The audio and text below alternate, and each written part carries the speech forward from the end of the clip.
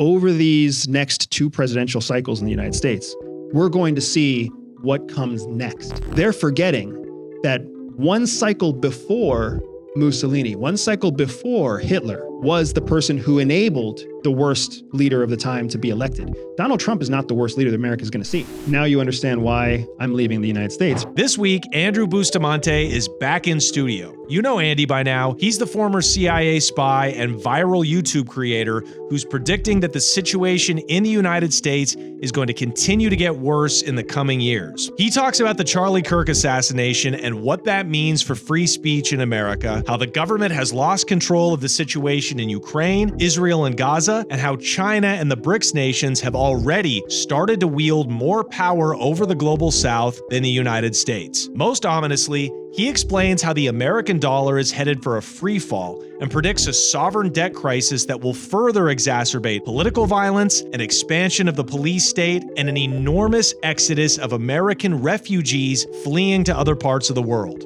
He also lays out a plan for how ordinary Americans can shield themselves from the coming chaos and escape the United States. Check out Andy's best-selling new book, Shadow Cell, about his days working undercover missions in the War on Terror, available wherever you get books. And for a fascinating bonus chat with him, head over to the Patreon, patreon.com/TheConnectShow. This is one of the most important, alarming conversations I've had in a very long time.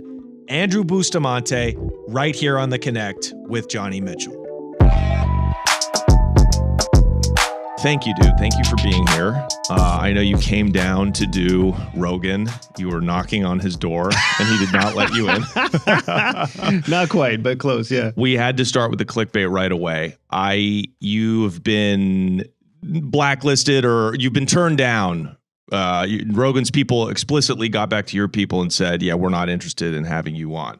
And because he has Mike Baker, a CIA agent, on every month. Nobody likes this guy. If you go read the comments on his episode, they're like, this guy's a plant. This guy's no good. This guy sounds like my plant. Yeah, it sounds like my feeds. Yeah, of course. Yeah. I guess you can't expect any comments to be good, but why do you think that is? Because you have deep personal experience in the CIA. You're extremely knowledgeable. You have proprietary information that I think most people in the CIA never have access to. You worked in the field. So what's up with that? I don't know the answer. The best I can do is guess. I'm not really it's not like I'm losing sleep that I don't get to meet Joe Rogan in his studio. But I will say that it's interesting to me that we would be actively turned down. I think that's what's interesting to me. I've been with some really fantastic hosts.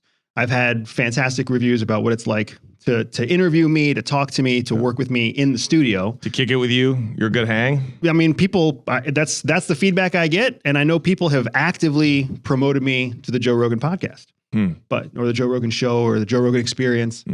But for whatever reason, the invite hasn't come, won't come, may never come. It's not something that bothers me, but I understand why people are curious about it. Well, because we want a CIA agent's perspective, and this guy Mike Baker, he's a politician. He specializes in non-answers. I mean, I can sympathize with Mike for sure, because it's tough to know what you can and can't say. It's also really hard to know that what you can and can't say essentially boils down to some bureaucrat somewhere who makes the claim that you overstepped your briefing.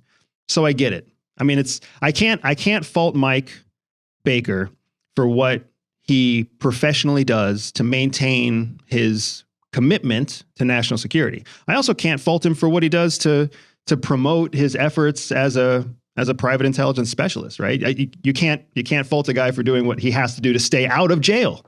Andy, talk, man. Talk.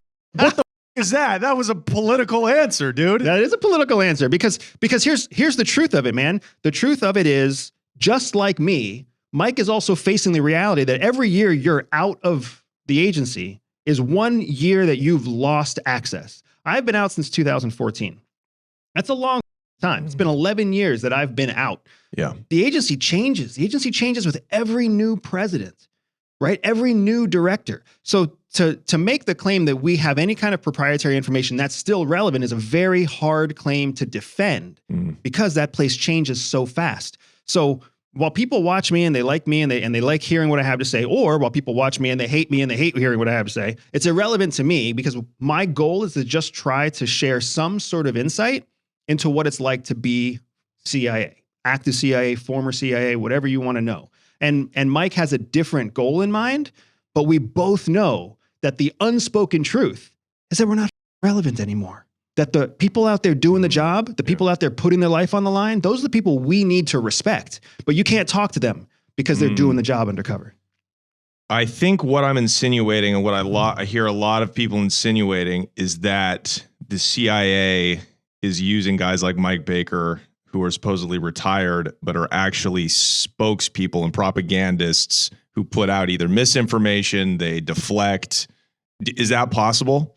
Do they do that? Would they have a guy like Mike Baker actually, intentionally pushing him to get on a platform like Rogan to put out what they want the world to hear? No, so you're overestimating. There's a few things that are wrong with that train of thought. And I understand that people, especially people who have an inherent distrust for the federal government, they can build a case for why a CIA would use people as their propagandists, spokespeople, plants. But the two big things to understand are, first, CIA has to follow the law. They have to follow the law inside the United States.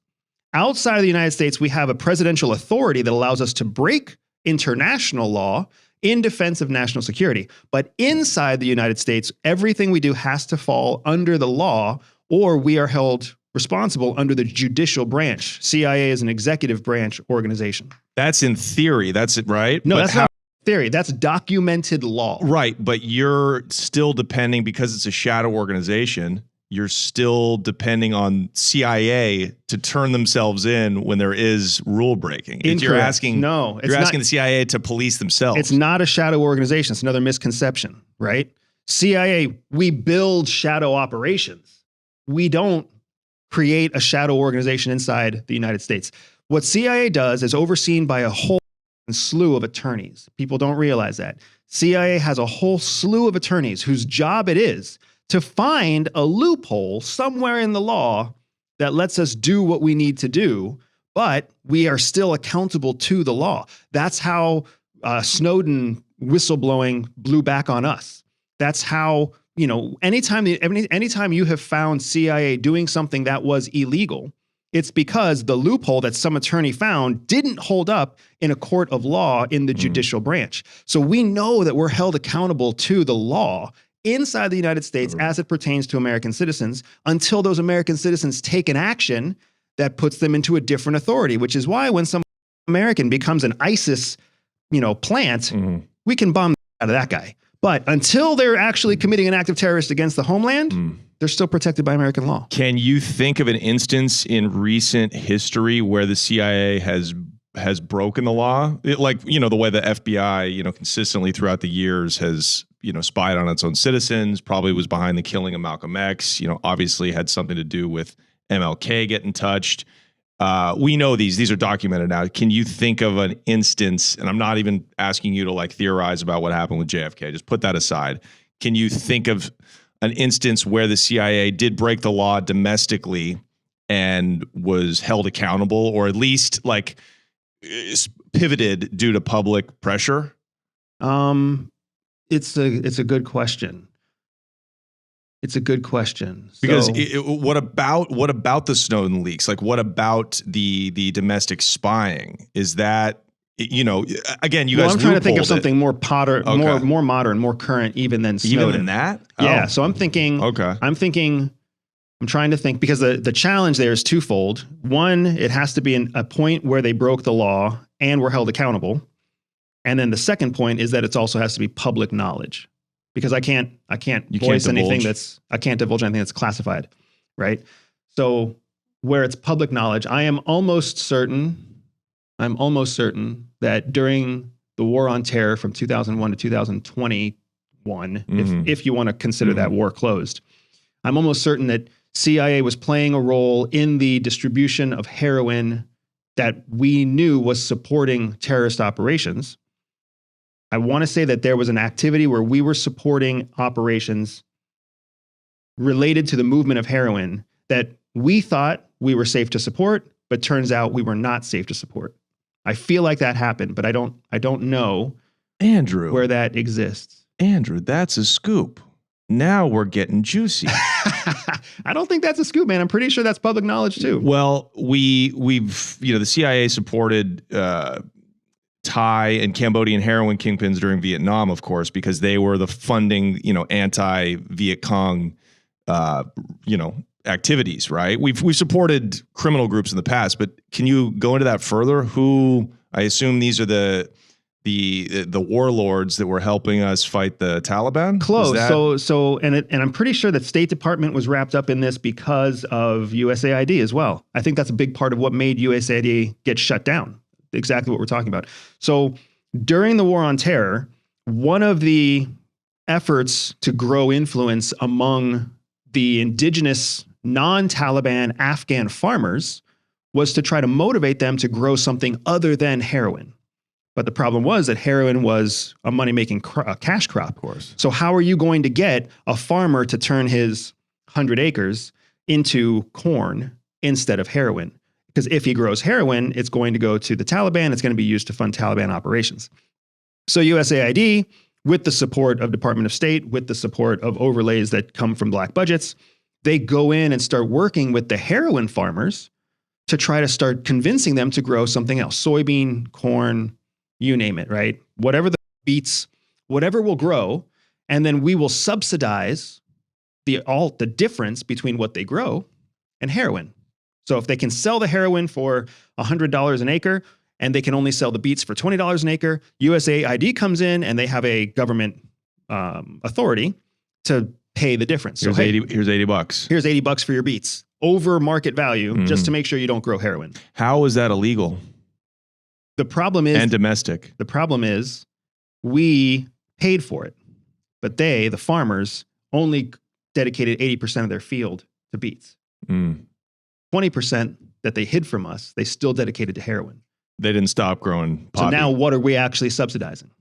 Heroin. And where does that heroin go?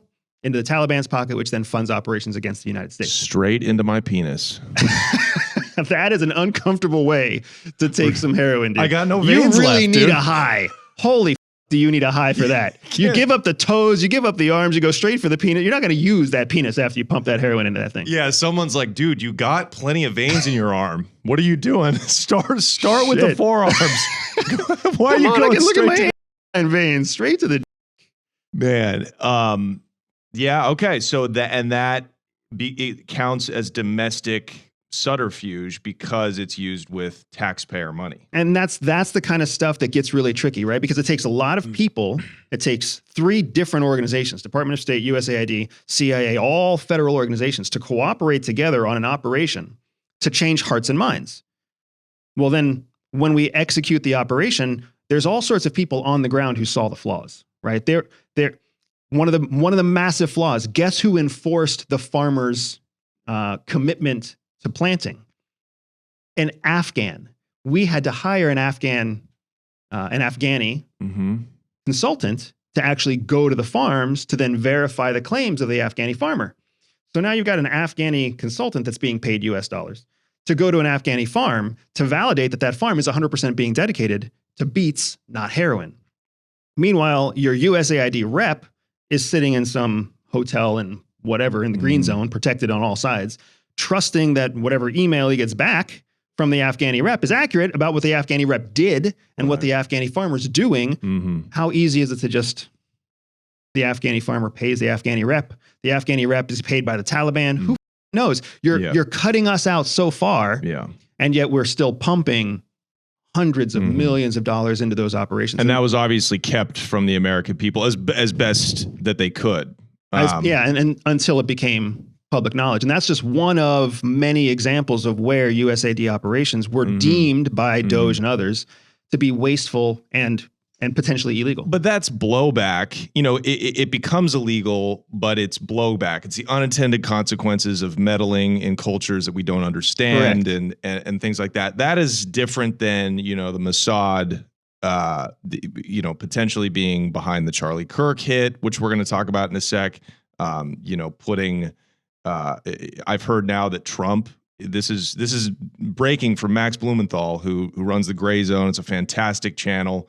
And he's got insiders of the White House saying Trump is scared, like he is nervous because the, you know, Mossad Israel has their hooks so deep into the White House. I've heard that they're putting what are those things that are supposed to pick up electronic signals? They're starts with an S, not sonic. This is what, if I had a producer, he'd be looking it up. I mean, they're spying capabilities, their murderous tendencies. Culturally, they're just about killing, much more than the CIA. And, you know, to me, that's like gangster. What you're talking about with blowback has happened with American meddling, you know, since, you know, the end of World War II. Ever since we were interfering with banana farmers. Right, exactly. While he looks that up, can you tell me real quick, because I've heard that the heroin production in Afghanistan under the Taliban has literally virtually been eliminated now. So that contradicts. But I hear two opposing viewpoints, right? When they were fighting, they needed money, and therefore they were extorting heroin farmers and making them grow it. You know what I mean? Things like that. But now that they're in power, they've eliminated heroin. I've heard that the Northern Alliance in the first Afghan invasion, the early 2000s, the warlords, they were actually the ones that were moving heroin. So what is the status of that now that the Taliban fully controls, is the body politic of Afghanistan? I don't know, in large part because the Taliban is the body politic. So we don't know what's really happening in Afghanistan. I would be surprised if there was no heroin production in Afghanistan, because heroin grows so well there. And there were so many people growing it, and it's such a profitable crop. And then on top of that, you've got huge foreign investment going into Afghanistan now that the United States is gone. So China's investing in Afghanistan, Russia's investing in Afghanistan, like all of your developing third world bad guys all see Afghanistan as a new opportunity for economic growth. And the Taliban, what's wild is that, you know, Russia invaded Afghanistan. That's how the whole thing jumped off in the 70s. And now they're buddying up to the Taliban. Well, that's how things changed. Don't forget, China helped us in World War II. Yeah. And now they're like enemy number one. Right. So the world changes, and people need to understand that the world changes. And the world changes quickly. We used to be fighting in Ukraine. We used to be supporting Ukraine to defend democracy. Now we don't really care about Ukraine. And we don't really care about whether or not they have a democracy there, even though at the time the mainstream message was, hey, you got to fight for democracy in Ukraine, and the demonstrable data showed that Ukraine wasn't a democracy. Now we're kind of like, now we're publicly saying, hey, Ukraine's not really a democracy anyways. Half of the country belongs to Russia culturally, so we might as well let Russia keep that half of the country. Like, think about how that's just a few years that we've completely changed our message. And look, we don't care that we're not fighting for democracy. This is the cynic in me, but it's rational. I mean, we're barely a democracy. Most people don't. Israel, you think that's a democracy? I mean, people don't want what their government is doing. And when the majority does not want what an elective government is doing, that ceases to be a democracy. So let's take a pause here, right? Because it's one thing to distrust your government. It's one thing to criticize your government. And our government, for at least the last 4 presidential cycles, has duly earned its criticism. But we can't say it's just the government's fault, because democracy hinges on the individual exercising their democratic rights to vote. But they are, though. But they are not. They are not. Don't lie to me, and you know it's true. You can look up any statistics on voter turnout, and you know for a fact Americans are not exercising their right to vote. They're not exercising their responsibility to be informed with the vote that they use. You're talking about the best voter turnout in recent history was 66%, I think, one time for a president, 1 year. That's fair, but they elected, you're right, people should vote more, but they elected Donald Trump, right? That's a presidential vote. That's a presidential vote. By the time you're voting for the president, you've lost the game. It's voting for your congressman. It's voting for your local representative. And that voter turnout is closer to 17%. Unbelievable. Less than one out of every five registered voters get out of their ass, get off their ass, out of their seat to go actually vote for the person who's going to represent them. And then once that person goes to Capitol Hill, that's the person who's supposed to live in the legislative branch, which is a check and balance over the executive branch. So if you're putting into your congressional seat, what the do you expect them to do when they get what happens on Capitol Hill? The reason we're in the hole that we're in, for anybody who wants to bitch about our country, and rightfully we should be bitching about our country, it's our fault. We put a in Congress, and that in Congress gave more power to the executive, and now the executive can look at Congress and be like, you guys. Yeah, but the pushback to that is they only give you choices of dip, right? Like, fair. Look at Kamala or Trump. That's a presidential. So we're talking about congressional.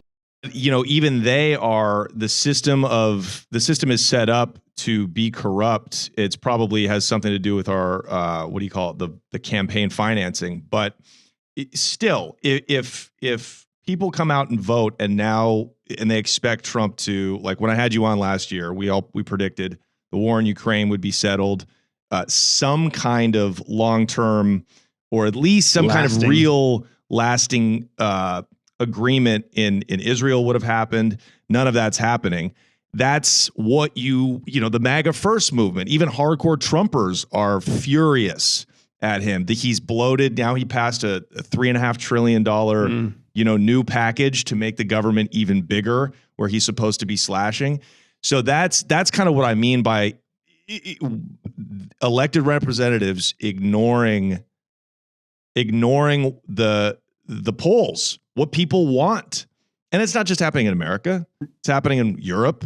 It's happening in Israel. So that's what I just don't think. That's all that to say, democracy is not the reason that we go to war, in my opinion. I would agree. Democracy is not the reason we go to war. But to say that we are not a democracy, that's where I want to make sure that we clarify. We are absolutely a democracy. I have a father-in-law who I disagree with 99% of the time. For anybody out there as a father-in-law who they agree with, I kind of would love to meet you. I only date dead dads. It's a good strategy. It's a good strategy. But they knew their fathers, because I'm trying not to be toxic anymore.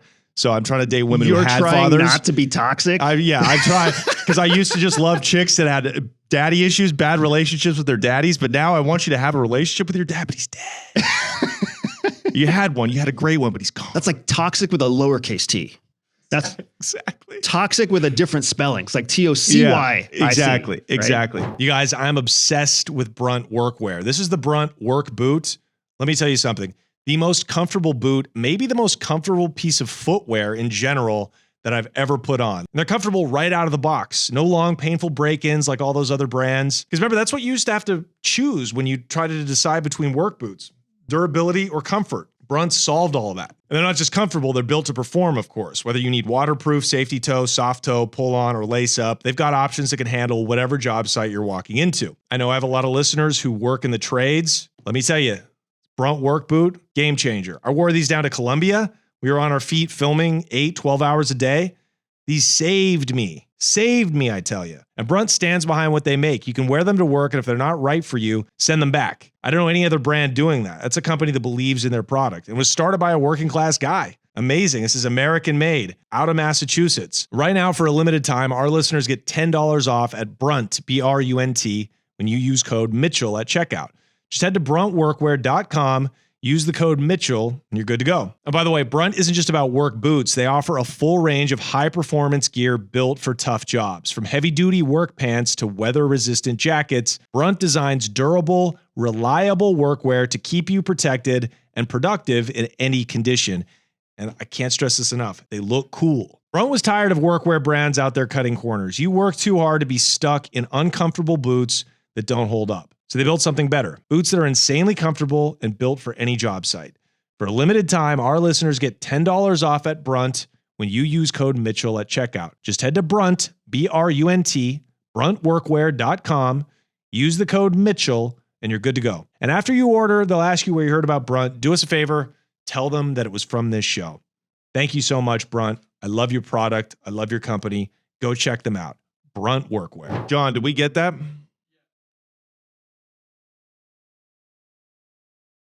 Is that a sensor? It's essentially, it picks up it's super high level spyware that Max Blumenthal said that the Mossad has set up around Washington, D.C. to basically allow, and people in the comments jump in, it's essentially to track, our elected representatives' by communication. signal? Oh my God, it gives me the chills. So let's talk about it. What does the Charlie Kirk, I'm going to call it a killing because he's not a politician, right? That's an assassination. I'm going to call it a murder. Okay. He's a private citizen. But first of all, what does this mean to you? How significant is this in the history of America? And what does this mean to you? What does this mark? Does this signal a further decline in the empire? And is there something more sinister behind it? Yeah, I'm with you. So there's a lot to unpack there because it's like 4 questions, right? So let me say this first. The Charlie Kirk killing is significant now. It's not going to withstand the test of history. If you recall, in December, there was another major killing. You probably can't recall, but we all thought that was also going to withstand the test of history. It was Brian Thompson for United Health, right, who was killed by Luigi Mangione. Right. We all thought that was going to be significant. We all thought that the first assassination attempt on Donald Trump was going to be something that history remembered forever. People have already forgotten about that, right? Can you even remember the name of the 5-head kid that tried to kill him? It's really tough. Lee Harvey Oswald? No. So what we're finding is that we get spun up because headlines start talking a lot about something. And then conspiracies pop off. That's kind of what you're specializing in right now, is all these popping off conspiracies, right? But they don't withstand the test of time because they eventually get trumped by something else in the world that becomes our new big buzz. The trend that we're seeing here is twofold. There's the trend of information, where people are consuming so much information that if it's not immediately interesting, they forget about it. And they don't forget about it temporarily. They forget about it long term.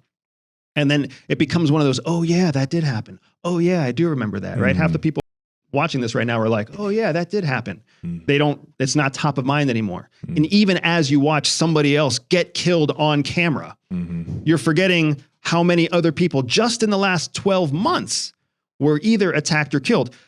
Political people too. We're talking about like a state representative in Minnesota.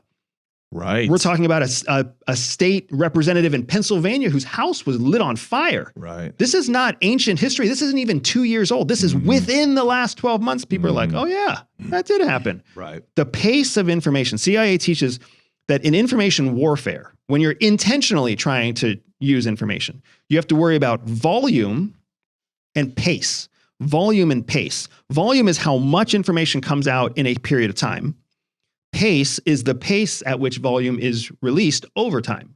So if you increase the pace of information, you can overwhelm whatever information you want to hide.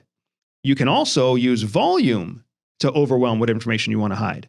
That's when you're trying to shape information warfare. We live in a world where technology has made it and human consumption has made it. You don't even need to use those tools anymore because user-generated content has increased both the volume and the pace of information to such a point that if you want to shape a message, it can be shaped without any effort at all. That's what you're seeing with Israel. That's what you're seeing with Charlie Kirk. That's what you're seeing all over the world is even as countries want to shape a narrative, they're realizing, shit, dude, we can just kind of sit on our thumbs, save a couple bucks because the pace of information is so fast that we're going to be talking about, the Kardashians or some pop music artist that's on trial in just a few weeks. So let's just leave this alone. The difference, I think, with Charlie Kirk, and I'm not justifying it. I'm not saying that his killing his life was more valuable. I'm certainly not saying that. I'm actually going the opposite way. People have gotten mad because I've said, hey, let's calm down here. They're using this, especially, the executive branch and the far right, the right. They're using this way more than that woman who got killed in Minnesota, the congresswoman who got killed. That's an assassination. They're using Charlie Kirk's killing to now crack down on dissent in a big way, much more than they've already postured to do. I don't disagree with that because the motive is still outstanding. So we're in a period of time right now where there's not enough information about the killing to determine whether or not it was politically motivated or what the motives were of the shooter himself. And now that we are also having reports that the shooter's not cooperating, it kind of creates even more room for conspiracy. There's a very simple anatomy to a conspiracy that explains why conspiracies take off. If you care to talk about that, we can, but most people who live in the conspiracy space don't really care about the anatomy because they already know how a conspiracy works. So they're happy to just escalate conspiracy theories. Charlie Kirk, I'm going to challenge, was an assassination. Because to meet the definition of assassination, it has to have political outcomes that are the intent behind the killing. This individual, from what we know so far, had political outcomes in mind when he chose his target. What was the outcome?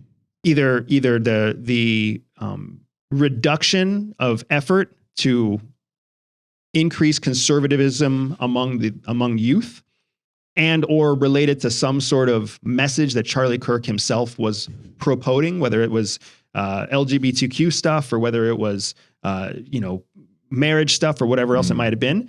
He wanted Charlie Kirk specifically to be silenced. That's what we have based on current information that is all, coming from interviews with parents and interviews with family. That's all we know so far. So our assessment at this point doesn't rule out the idea that this is an assassination. And until we have motives and until we have an explanation, we can't rule out one thing in favor of something else. So it's safe to call it a killing. It's also arguably safe based on information to call it an assassination.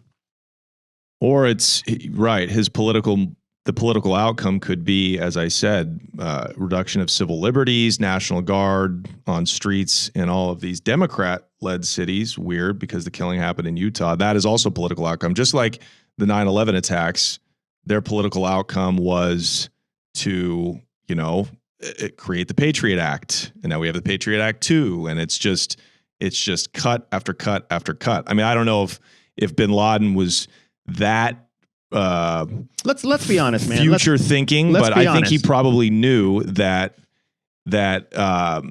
fear would help cripple the empire internally much more than it would from attacks from a foreign enemy. Because it has. Empires implode internally. Not especially ours. We're not going to get attacked. No terrorist or assassination is going to cripple us. We will do that to ourselves. And you keep referring to us as an empire, which is wrong. Multiple of your arguments are based on flawed points, which explains to me more why your conclusions are so incredibly flawed as well. We're not an empire. I know you can call us an empire, and I know you can accuse us of being an empire, but we simply don't fit the definition of an empire. We fit the definition of a hegemon. We fit a hegemon. That's not an empire. Well, so change your vocabulary and use the right word. No, we're not splitting hairs. We're splitting. Absolutely not splitting hairs. We're splitting your nice hairs, dude. Not splitting hairs, dude. This is the problem with the messaging that we have all over the world, right? Right now in this conversation, you and I are not helping to clarify the confusion that people watching are suffering from. Right now, we are exacerbating it because we are saying that even choosing the right word is splitting hairs. That is not splitting hairs. That is exactly what effective communication is, using the right word at the right time with the right definition so that people understand what the is going on, so that when they look something up online and they look up the definition of empire and they're like, wait a second, an empire has to tax the territories that it owns, that it has taken through war. The United States doesn't tax foreign places that it has taken by war. The United States forces a different kind of economic base, exactly, right. But it's not empirical. It's not an empire. That's why we're happy to let places come and go. It's also what makes us susceptible to what's happening in the Middle East with Israel right now. Cool. Hegemon is good. I'm good with hegemon. That's just one example, man. That's one example. When you argue about, we're not a democracy, that's another example. When you talk about assassination, that's another example. So I'm saying, I'm happy to have this conversation with you, but you're going to hear me harping on the terminology that you use all day long, because if we're trying to help the person who's watching this right now, we need to give them better vocabulary and a clearer understanding of the problems that persist. We can't feed them something that just gets them all riled up. And if that makes people disagree with me, that's fine. I think my audience is beyond helping at this point. I think we're just kind of trying to entertain them and get them through their shift in the warehouse. How sad is that, man? Well, you're the only person that they watch that's not a drug dealer. So that's why we love having you in. So, but I guess my point was, well, let's entertain them through their warehouse conversation. That is a political. I'm just saying that could be a political outcome, and the Charlie Kirk killing, right? It's to, just like 9/11, it's to give politicians the fear and the fear mongering that they need to encroach on our freedoms. So, if you go watch, and I'm not the conspiracy guy, go watch Candace Owens, go watch Max Blumenthal. They're not even saying conclusively, they're not saying that for sure this is Mossad, right? But just go watch them in real time, because they're very, very connected journalists now, I would say. And Israel, Netanyahu, Bill Ackman, the Mossad, very unhappy with Charlie Kirk because of his very, very recent about face when it comes to what's happening in Gaza. Because since it happened, since October 7th, he's towed the line. There's no starvation going on in Gaza. There's no this, there's no that. And then just about a month ago, he comes on and says, oh no, actually, yeah, that is ethnic cleansing, what they're doing. And he is the mouthpiece. He's one of the few Republican right-leaning mouthpieces that speaks to young people, because young people don't believe anything that the boomers and the mainstream media says. So you could see why the propaganda machine that is Zionism and that is Israel needs a guy like Charlie Kirk. So what he did that about face, and he turned down a huge sum of money very recently from Netanyahu himself. I don't put it past these guys at all. I mean, they specialize in wet work. Like, the CIA looks like the real good guys compared to this government. So that's simply what I'm floating to you. This is fun. Do you want us in? Come on, dude. So let's break this down. Okay. Do you think it's possible? That's what we want to know. Yeah. So what you're getting at now, what it sounds like, this conversation that will get clipped up into 1,000 pieces later on. This is just an entertaining conversation. So let's talk about the what ifs, right? And if you want to talk about the what ifs, I'm telling you right now, the what ifs get really scary, really fast. And whether or not Mossad was involved in the Charlie Kirk killings, which I don't see any evidence to support, right? Whether or not they were involved in that killing is, in my mind, irrelevant. It's irrelevant because let's take a look at what's happening in the trend of high-profile shootings and assassination attempts inside the United States. Do you have any idea? So FBI just released a research paper. Do you know where the majority of lethal killing comes from in the United States? What demographic, what age, what gender, et cetera? Just any kind of lethal violence. Lethal violence. So that's not just like slapping somebody in the face. I'm talking about a violent act that results in the death of a human being. Yes. Yes. Black men between the ages of, 18 to 34. So we're guessing. So the answer is no, you don't know. FBI's findings has determined. Take that part out. FBI findings have determined that men under the age of 30 who are unemployed and intelligent lead to the majority of killings in the United States. Can we look that up though? But it is, look it up for sure. But violent crime, I mean, that is. I don't give a shit about violent crime. Lethal killing is my question, right? I see. Now taking that metric, let's look back. The person who killed Charlie Kirk is a person who was in the 99th percentile in standardized testing and was under 30 and carried out the killing of a high-ranking political profile figure. The person who killed Brian Thompson, CEO, United Healthcare, was under 30, scored in the 99th percentile in standardized testing, a different standardized testing in the United States. One was ACT, one was SAT.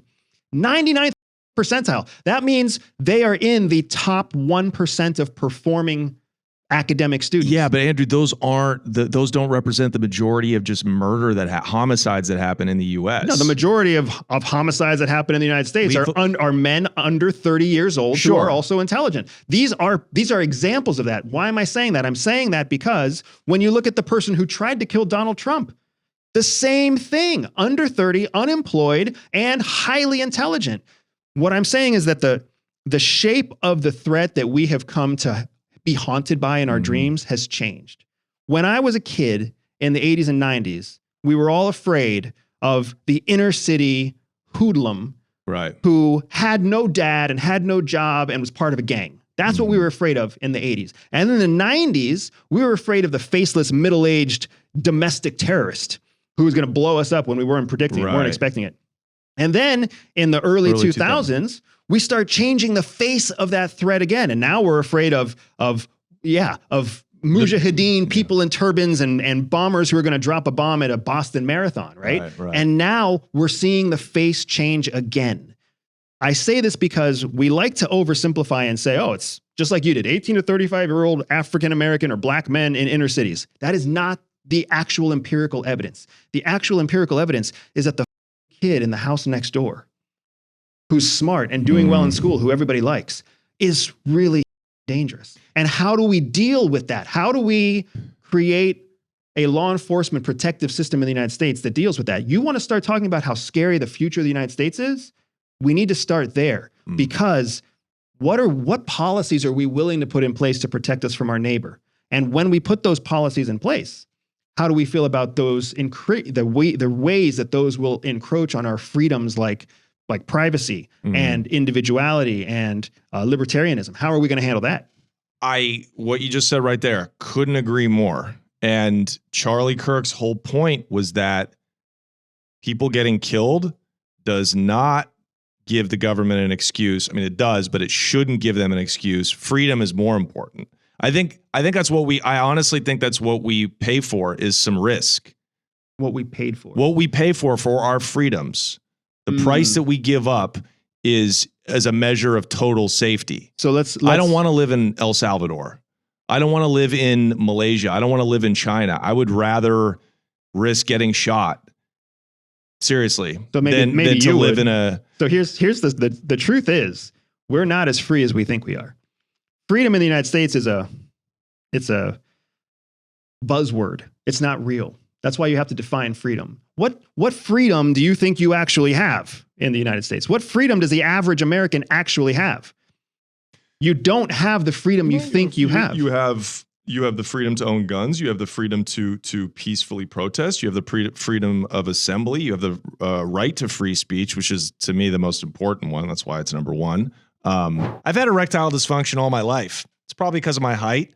Probably because of the fact that I am repulsed by women and I am closeted. But whatever it is, when I need my medication, when I got to get a big old fat hard, you know for certain that I'm using Hims. Hims, you guys. Hims offers access to ED treatment options ranging from hard mints to trusted generics that cost 95% less than brand names. Like no more going to Mexico. No more footing it across the bridge to Tijuana to go to your favorite sketchy farmacia that's owned by some narco, right? Don't have to do that anymore. You just go online, you fill out a quick questionnaire. Probably not allowed to say this, but you're almost guaranteed to get a prescription written. It's quite easy, okay? You shouldn't have to go out of your way to feel like yourself. Hims brings expert care straight to you with 100% online access to personalized treatments that put your goals first. What are your goals? I know my goals. That's a big old fat hard. Okay. Think of Hims as your digital front door that gets you back to your old self with simple 100% online access to trusted treatments for ED and more all in one place. I'm telling you, Hims is the revolution. It's not just ED treatment, okay? It's climax control, it's hair loss, weight loss. It is a one-stop shop for all of your male needs, okay? You guys, we're all eating bad food. We're drinking poison water. We're breathing in air that you wouldn't wish on your worst enemy on a chain gang somewhere in China breaking rocks. This is why we're all unhealthy. This is why our testosterone's low. This is why none of us can get a hard piece. This is why all our hair's falling out. This is why our gut's hanging over our belt. But you know what? That can all be cured by pharmaceuticals, okay? Hims, baby. To get simple online access to personalized, affordable care for ED, hair loss, weight loss, and more, visit hims.com/connect. That's hims.com/connect for your free online visit. Once again, hims.com/connect. Change your life. Stop having to apologize for your limp noodle, for your hairline that's receding, for your ass that's getting fat. Hims, baby. hims.com/CONNECT. Actual price will depend on product and subscription plan. Featured products include compounded drug products, which the FDA does not approve or verify for safety, effectiveness, or quality. Prescription is required. See website for details, restrictions, and important safety information. Thank you, Hims. We love you. Today's episode is sponsored by BetterHelp. You guys have heard me talk about BetterHelp from the jump. I've been using them as my therapist for years. BetterHelp is the world's #1 online therapy platform. They have over 30,000 qualified therapists to match your therapy needs, okay? Going to brick and mortar therapists is so 20th century. Who does that? Who wants to get in their car? Who wants to go outside? I certainly don't. I live in Texas. It's 120 degrees here every day. I prefer waking up out of bed, opening my BetterHelp window, logging on, and taking care of my mental health. I love BetterHelp because it's flexible. You can pause your subscription whenever you need to and switch therapists anytime at no extra cost. That's very important because I, for one, it took me years to find a therapist that I really jived with, and BetterHelp worked with me to find the person that best fit my needs. BetterHelp has been helping people find their match for over 10 years, and they have a 4.9 rating out of 1.7 million client session reviews. They are the gold standard in online therapy, that's for sure. Our listeners get 10% off their first month at betterhelp.com/connect. That's betterhelp.com/connect. Hang on one sec, John. You got anything for me? He can't. Unbelievable. He's on his phone. He could be Googling. It's crazy. But you do it on the computer so you look like you're working, dude. You look like you're on Twitch right now. It's crazy. So here's what's crazy. These kids. Every one of the rights, because you just listed off rights, not freedoms. Every one of the rights that you just listed off. Do you know where a right comes from? God? No. That's what they say. That's not what they say. Your rights come from the Declaration of Independence, as well as the amendments that were passed to you by who? By the government. So all of your rights are actually given to you by the government, which is why your rights can be taken away. But when you go behind bars, they take your rights away. When you sign up for the military, they take your rights away. Right. When you break a law, they take your rights away. Not everybody has the right to bear arms. Plenty of people can't buy arms. You have to have a background check, and plenty of people don't pass that background check. You don't have the right to free speech. You have the right to free speech up to a certain point where you might cross a line and become illegal in the speech that you're speaking. And free speech only really relates to your opinion about the government. It has nothing to do with your opinion about another civilian. That is legally protected as fighting words or words that can be seen as aggressive. So whether you say shit about the government may or may not come back on you, but you definitely don't have a freedom of speech to talk shit about another company, which is why they can sue you for what you say, and it's called slander. Right. They can sue you, of course, but of course. Do you see the problem with saying, you have a right, you have a right to free speech up to a certain point. So the government now wants to keep moving that goalpost. It's always been that way. They're making it more and more narrow, dude. Look at in Britain. I agree. I don't disagree. Look what they're doing in Britain, dude. They're arresting people for speaking out against Israel. This conversation started with you saying we have certain freedoms. I am telling you we don't have those freedoms. You have now just confirmed that even the things that we have that are rights are still not actual freedoms. I'm saying this because we need to understand we are not a free country. We have freedoms granted to us by the federal government if and when we follow the norms and the rules that were dictated to us by the federal government. But the problem with saying dictated is because we are supposed to be, and this country was founded the government was founded by the people as a representation of the will of the people. Who were the people? Who were the people that they were founded on? People from England that brought the theories white of land-owning wealthy men. Of course. There's I know that's that whole important, thing, but that's important. That's important because we were not founded by the people. We were founded by white land-owning, which means stakeholders in the future of the country. That's what our whole government was built on. But it was based off theories from the Enlightenment from England that said mankind does have these rights that are given to them by birth. Now, of course, is it all man-made? Yes, of course, that theory, but that's how cultures change. That's how people advance. Benjamin Franklin, when he advised. Sorry. Okay, it's important. I'm sure that it's important. It's important. Benjamin Franklin, when he advised the Constitution, Constitutional Congress. Yep. When he advised the Continental Congress, he advised them to make sure that they made permanent the freedoms that Americans would enjoy. But when the articles were actually written, they didn't grant us those freedoms. Benjamin Franklin specifically said to include a right to privacy, but the actual founding fathers chose to leave that out, intentionally leave that out, and make it up to the interpretation of judges case by case. The reason I say that is because we need to understand as Americans what we're actually fighting for and what we're actually, and how the propaganda machine inside the United States works. Mm-hmm. The propaganda machine inside the United States says we are free, we have liberty, we are the freest country in the world.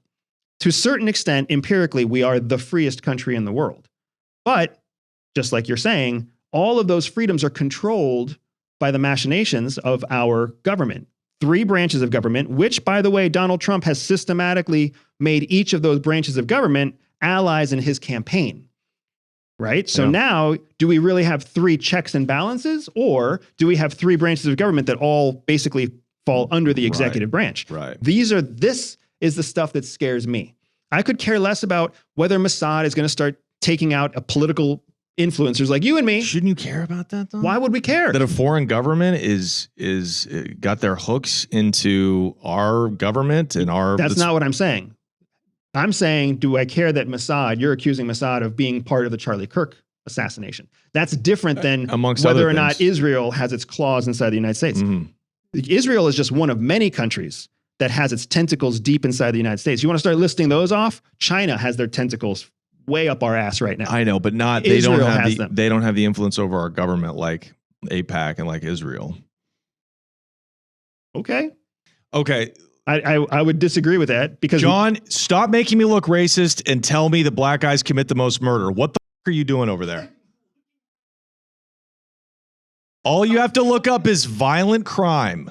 Which demographic perpetrates the most homicides, dude? Violent crime and homicide are not the same what thing. Are we getting jammed? Like what? Like I was looking. Google's down. Yeah, I was looking for the specific FBI list that he was referencing. So just when you're doing your Boolean search, look for do 50% of violent crime come from men under 30? If you look that up, I agree, but you will find find the rest of the. I totally agree with you on that. I believe if you're going to look at the demographic by race, I can leave race out, but I believe that it's unfortunately, American-born blacks. But anyways, this is a huge part of the problem, right? Because America has this desire to believe that that's true because of what we saw that haunted us in the 80s with gang activity. Mm-hmm. It has changed. And this is what black people around the country are trying to get us to understand, that the threat has changed. You can't just claim that it's a racial divide between violent crime and nonviolent crime. It has to do with poverty. It has to do with opportunity. Sure. It has to do with employment. And that happens to white people and Mexicans and women and all sorts of, it's a racially diverse group of criminal offenders. And we cannot reject the fact that the people who are killing CEOs and influencers are white men under 30 who are intelligent. We have to adapt to that threat. We can't keep trying to say that black kids 19 years old are the problem. We have to say, hey, you know what? How do we defend ourselves against white smart kids who are 28 years old? Well, dude, Timothy McVeigh, I've always middle-aged crazy bomber. Almost every school shooting. The school shooting, yeah, fantastic example. Recent school shootings in the last year, almost predominantly executed Facts. by white men under the age of 30. We need to understand this and shape that. And I say that because, again, messages are important. I understand that we're just trying to entertain people in a warehouse.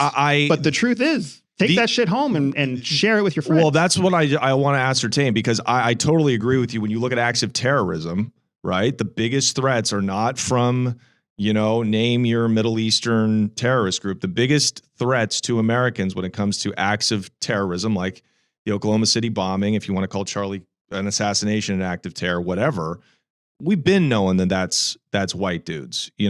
I was just saying, just as the numbers of violent crime, I stand by that. You got anything for me?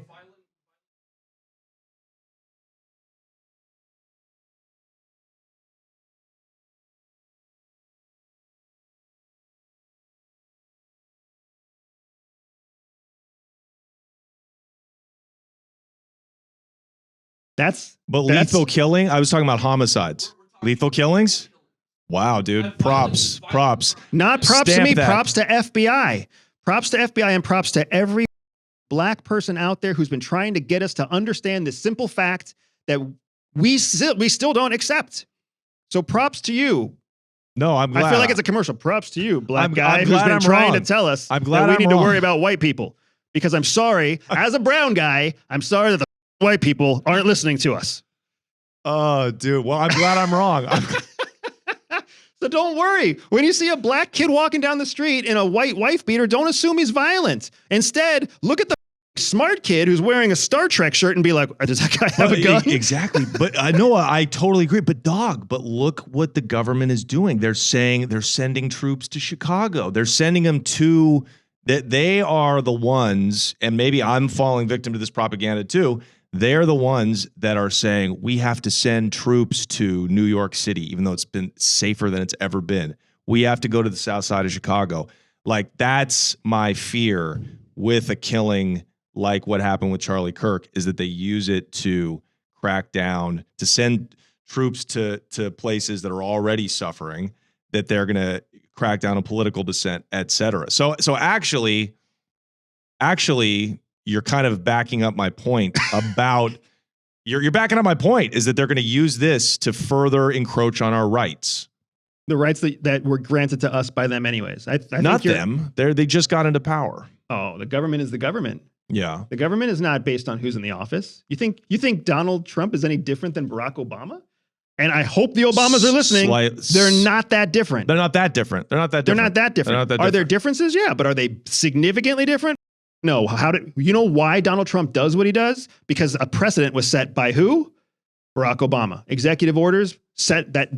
Go back to Bush. I would blame it on. You can blame it on anybody you want, but Barack Obama empirically signed the most executive orders of any president up to that term, and ever since then, that has become the new norm. The new norm is Congress. We're going to sign a bunch of executive orders. Barack Obama with Obamacare also set the precedent for forcing major legislative changes during a short period of time where you control both halves of the Congress. Right. That became the norm after that. So there have always been political meddlers. Yeah.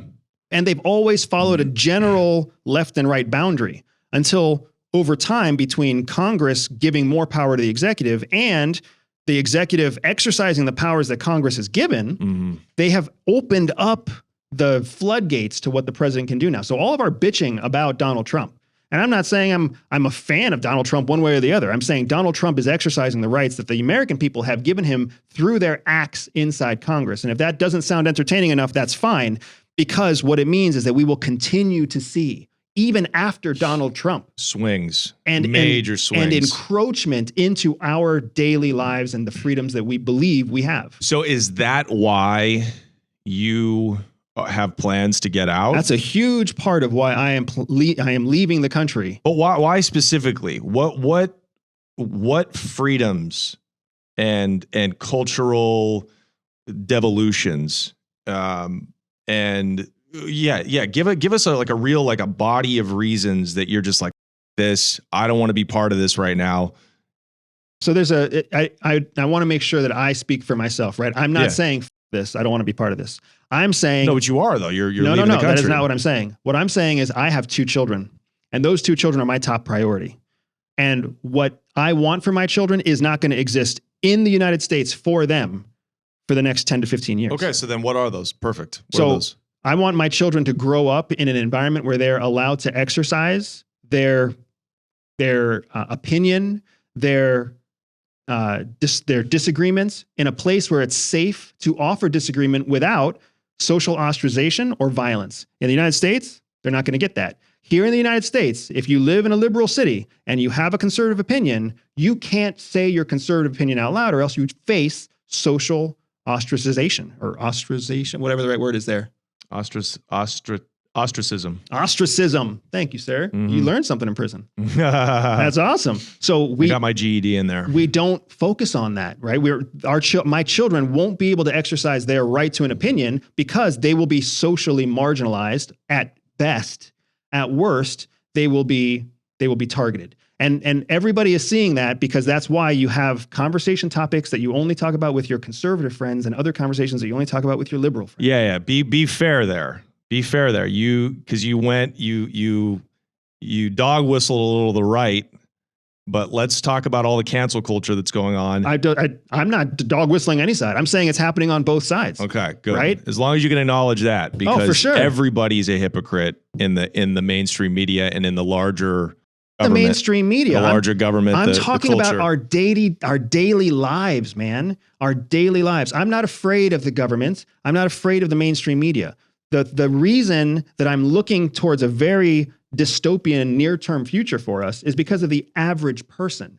Because of the average person who believes something that is openly wrong, or they accept a norm of behavior that is openly anti-freedom, anti-American, because that is just what is culturally acceptable now. And whether that's left-leaning or right-leaning, when you don't let people exercise their own contradictory opinion, when you don't call out conspiracy as conspiracy, when you don't stand on something that's fact-based, because you're afraid of violence or marginalization, that's a problem, especially in a free country where we're supposed to be able to voice our differences peacefully. So this is a free country.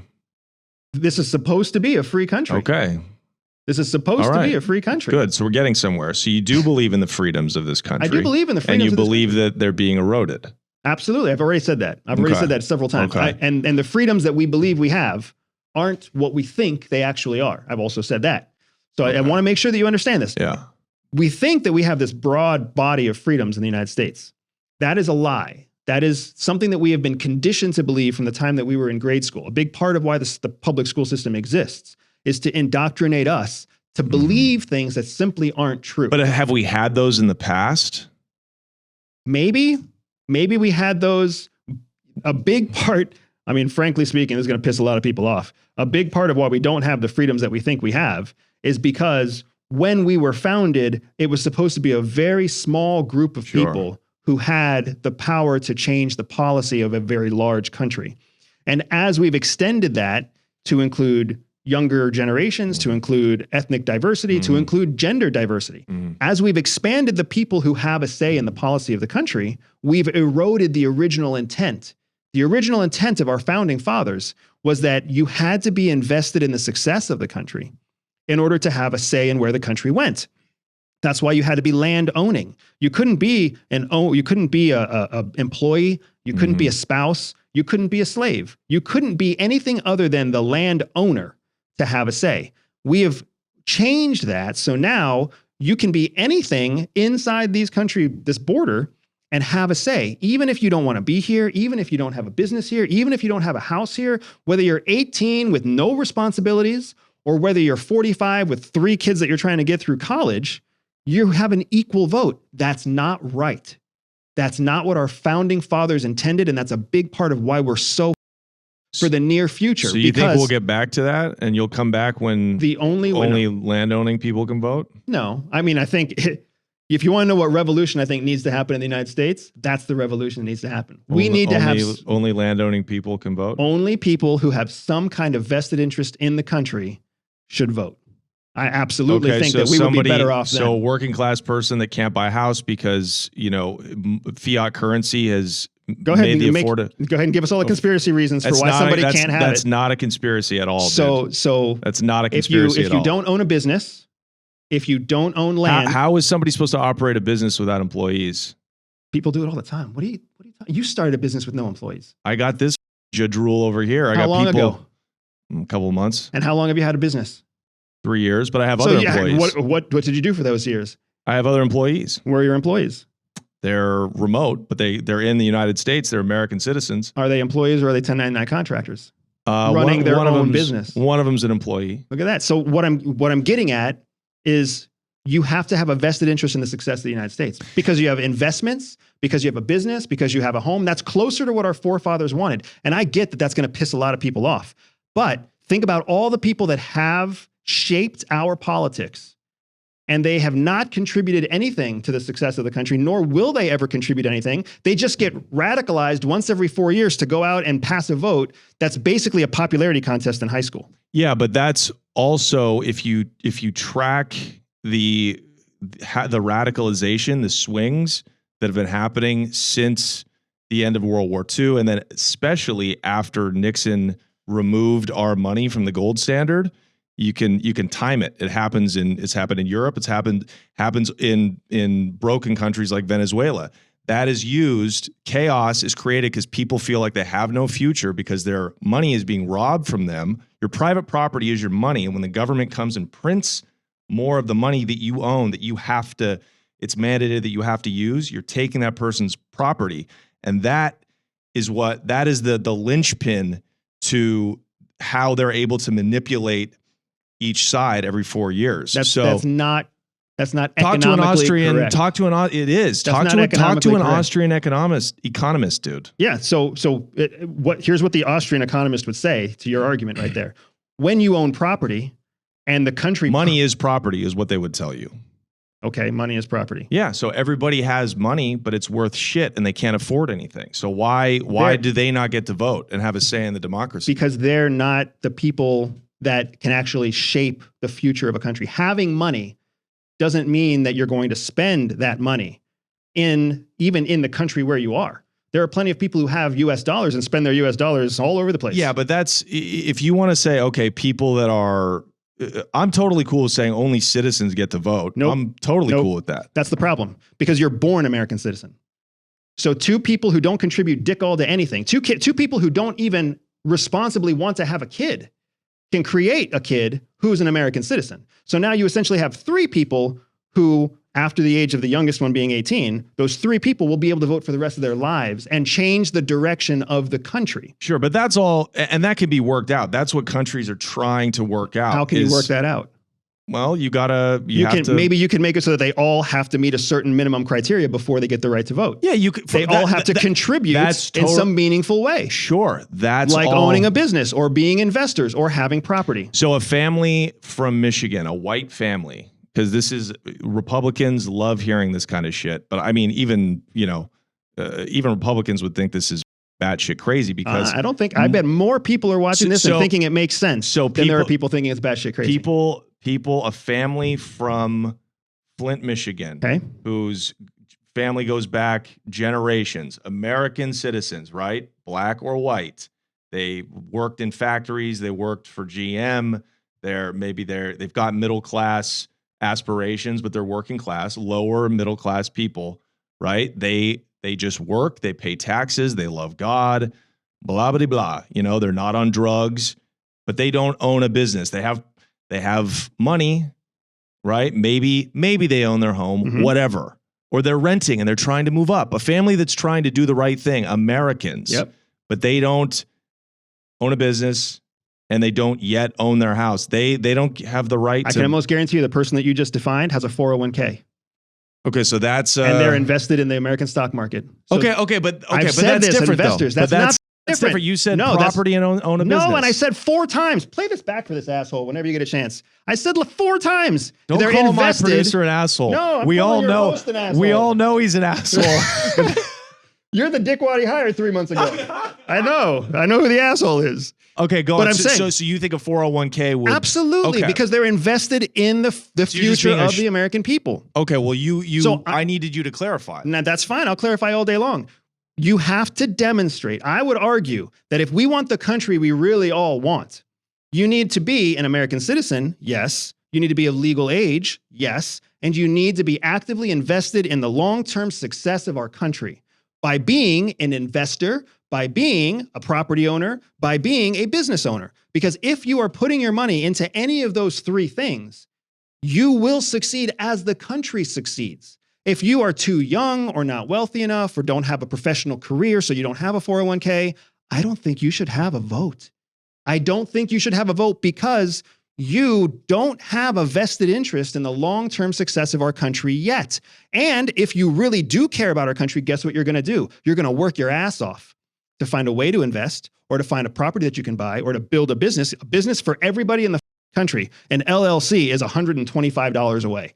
And if you don't have $125, I can promise you that there's some friend or family member who, when you say you want to start a business so that you can earn the right to vote, they will lend you or give you that gift. But all the people who don't want to take that step don't get the right. But that kind of cultural and business and financial awareness is intentionally not taught in schools. Correct. It comes from the top, dude. I'm not disagreeing with you. It comes from the conditioning that we have built over time, because for a long time, all the United States wanted was factory workers that were ignorant and didn't really have an opinion. That's what we wanted for a long time. And it's backfiring now in the age of information and what I would argue is the age of intelligence moving forward.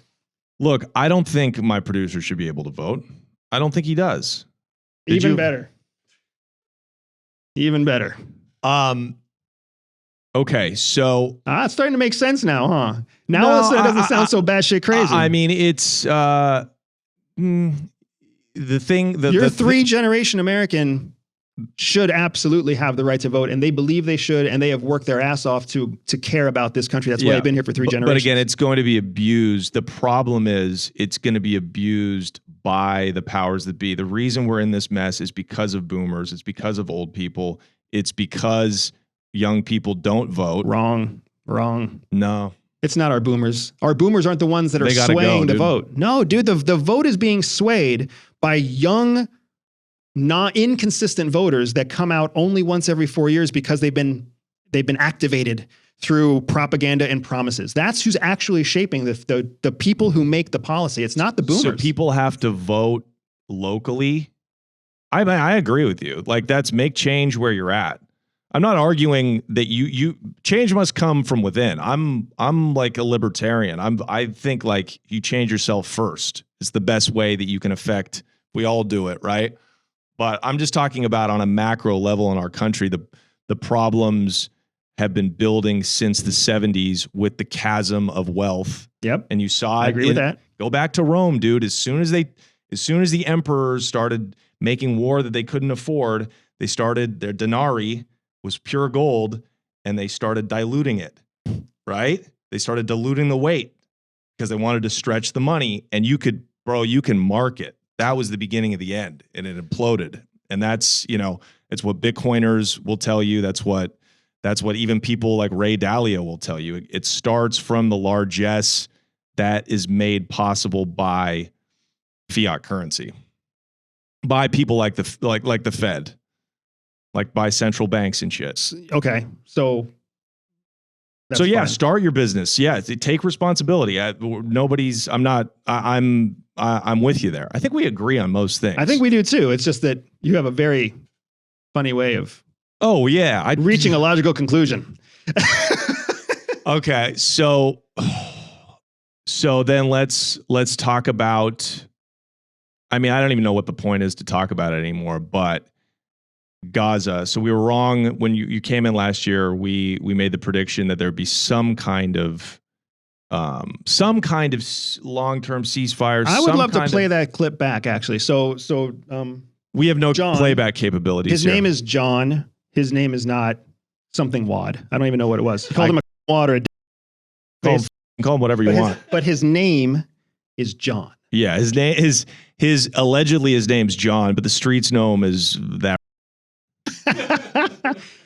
So John, play this clip back, because I am willing to say that we probably didn't actually predict that these things would happen. We probably said something like the best chances of them happening are under Trump. And I still agree that the best chances of them happening are under Trump. The thing that's interesting to me, though, is what we're seeing in the Trump presidency and what explains Russia and Putin and Netanyahu not responding the way that Donald Trump promised they would respond. What we're seeing is that these two statesmen understand that Donald Trump is not a statesman, that he is a businessman. And statesmen have no problem changing their mind, changing their face, leveraging immediate changes in geopolitics to their favor, where Donald Trump is a businessman. And he's like, no, people are going to make the decision that makes the most financial sense. That's not how statesmen think. If that's how statesmen think, we wouldn't be 119% outside of our debt to income ratio. I think it's 125. We wouldn't be there if we were actual business people that made logical financial decisions. So when Donald Trump is like, this war in Ukraine doesn't make financial sense for anybody, and the war in Gaza doesn't make financial sense for anybody, and oh, by the way, on top of it all, it's making a huge political headwind that makes future business very difficult, that's thinking like a businessman. Putin and Netanyahu are thinking differently. Netanyahu's trying to keep his ass out of jail, because once the war in Israel stops, Netanyahu has to go to trial for the allegations of corruption and everything else. And what he's hoping for is that a hawkish conservative government is going to look at him and say, yes, he committed those crimes, but look what else he did to secure the homeland. And that's going to reduce or totally eradicate his sentence at all. Putin, on the other hand, is saying, you know what?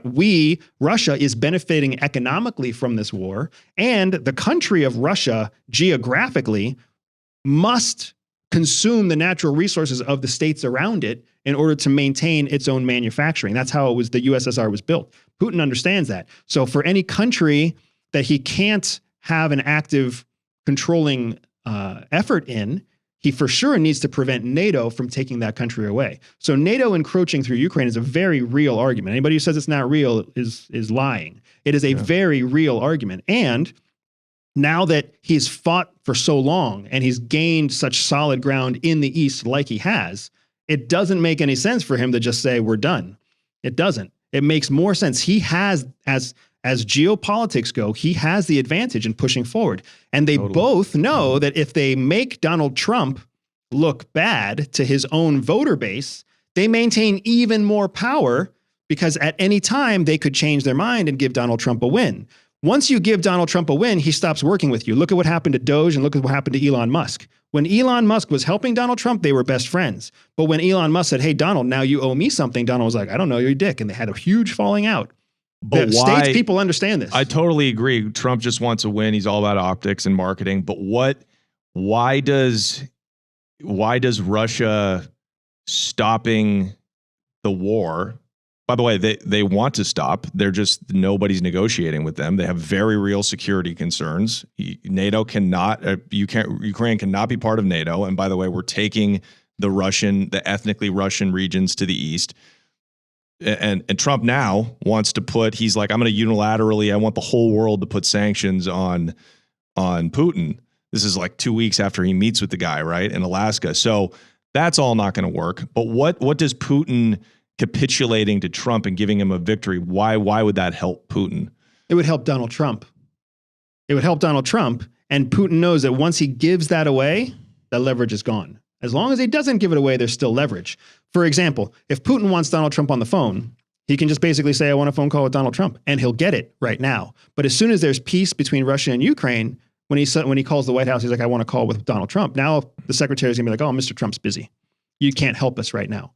That this is a really important part of geopolitics. Sometimes you press the threat just to make sure that you have primacy in the negotiation, right? This is why the United States gets involved in the region all over the world, because we want primacy. We want people to pick up the phone when we call them. This is also why during our 20-year war on terror, China got so heavily focused on the manufacturing and distribution of electronics, because China understands that when you control the tech, everybody wants to talk to you.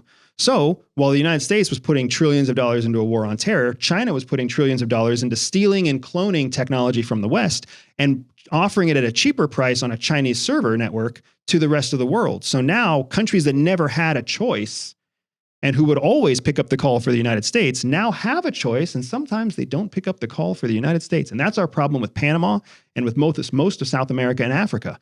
They won't answer our call anymore because their server farms, their cellular networks, their internet is being supported by China. Yeah. So that's the phone call they're going to answer. That's how the parity of China and U.S. influence shrinks. Because if it's business 101, man. You love your plumber when he's the only plumber, but as soon as a new plumber pops up, you're like, oh, I wonder if that new plumber would be more responsive or be cheaper or smell better when they show up. Yeah, that's great. That's called free market capitalism. Correct. It should lower the price for everybody and that's one of the big lies that we've been told our whole life. The United States does not believe in free market capitalism. Yeah, it's up. It believes in monopolyism. And that is what we built. That's called being a cartel. That's what we run built. By violence. That's what we built coming out of World War II. For sure. So I think it looks like Putin is going to he's going to move into Kiev. He's going to cross the river. He's going to take Kiev. If I was in Putin's shoes, it makes total sense. Why would you have all the cards? All the cards. And nobody, Western Europe is not listening. They're run by the same, globalists. I hate using that word because it like lumps me in with Alex Jones, but whatever. These are people that are living in the 1990s, and Trump he thinks he can like pick up the phone and make everybody do what he's doing, and it's like inertia. Objects in motion tend to stay in motion unless there's a greater force acting on it. Correct. What you see is Putin holding his ground against Donald Trump's pressure, which then empowers Netanyahu to hold his ground against Donald Trump's pressure. And now you've got two world leaders who everybody's looking at saying, these guys don't have to capitulate to Donald Trump. And then that turns into the German chancellor saying, I don't have to capitulate. And the French president saying, I don't have to capitulate. And it goes on, just like you said, it's inertia. The movement against American influence is increasing because countries realize, I don't have to do what the United States tells me to do. I don't have to do what Donald Trump threatens me to do. I can do something else. Now, in some places, it's not working out so well, right? France is a perfect example. France, one of the largest economies in Europe. Paris is on fire, even as we speak. They're on their fourth prime minister because when their prime minister tried to say to the country, hey, everybody, we have a fiscal debt issue, 114%. We have 125% GDP to debt ratio. They had 114% GDP to debt ratio. They were in a way better position than us, but a bad enough position that the prime minister called an emergency meeting of parliament to say, hey, parliament, we're in debt too much. We should cut our budget and start implementing fiscal measures to get ourselves back on track. Any American citizen who's ever balanced a checkbook, this is like you saying, we need to buy a little bit less Starbucks this month so that we can get our finances back on track. You know what happened? Parliament voted no confidence in the prime minister. They booted the prime minister out, leaving the president to choose a new prime minister. And when the president chose a new prime minister, that new prime minister was much more decisive in his activity, and he just cut the budget without asking parliament, which then made the people in France loot and raid and start burning cars in the streets in Paris. You want to talk about where the United States is heading? Take the temperature of Europe, because the United States follows Europe. We struggle back and forth because we have this 4-year policy, this 4-year presidency term, right? But by and large, we follow Europe. We came from European beginnings. Our law and our structure is based on European law and European structure, right? We follow Europe. When we have liberal presidents in office, what do they all try to do? They all try to bring us in line with what Europe is doing environmentally, economically, socially, social welfare-wise. We're always following in a trend where Europe is leading. Well, Europe right now is dissolving their parliaments, resetting their governments. And I'm not just talking about France. It's happened in Portugal. It's happened there's another country that melted down recently, and I'm losing it right now. But multiple countries in Europe are resetting their parliament. They're saying, we have a broken system. Our parliamentarians, the equivalent of our Congress people, our congressional house, these people who are supposed to represent the people are not representing the people. So we're going to flush them out and let the people vote on all new leadership. Right. So you're saying that the United States is going to follow really the chaos that many of these European countries are in? I think at best, the United States is going to follow that chaos. At worst? At worst, we're going to keep the same thing, and we're going to keep seeing divisive politics. We're going to keep seeing an income gap that increases, and eventually we will turn into the modern day Venezuela. Whether that happens to us as fast as it happened in Venezuela, what happened in Venezuela, for those of you who don't know, Venezuela was rich and thriving economically in the 1980s. One of the best places to be in the world, right? It was a democracy. Bad bitches. They were in a beautiful place. Yeah. Great hips, right? Oh, man. Venezuela was the place to be in the 1980s. But they started implementing fiscal policy that made the wealthy very wealthy and the poor very poor. Yeah. Leftism under Hugo Chavez. And no, not yet. Before Chavez. In the 90s? Before Chavez, they started implementing this fiscal policy. But what happened? Every Venezuelan had equal right to vote.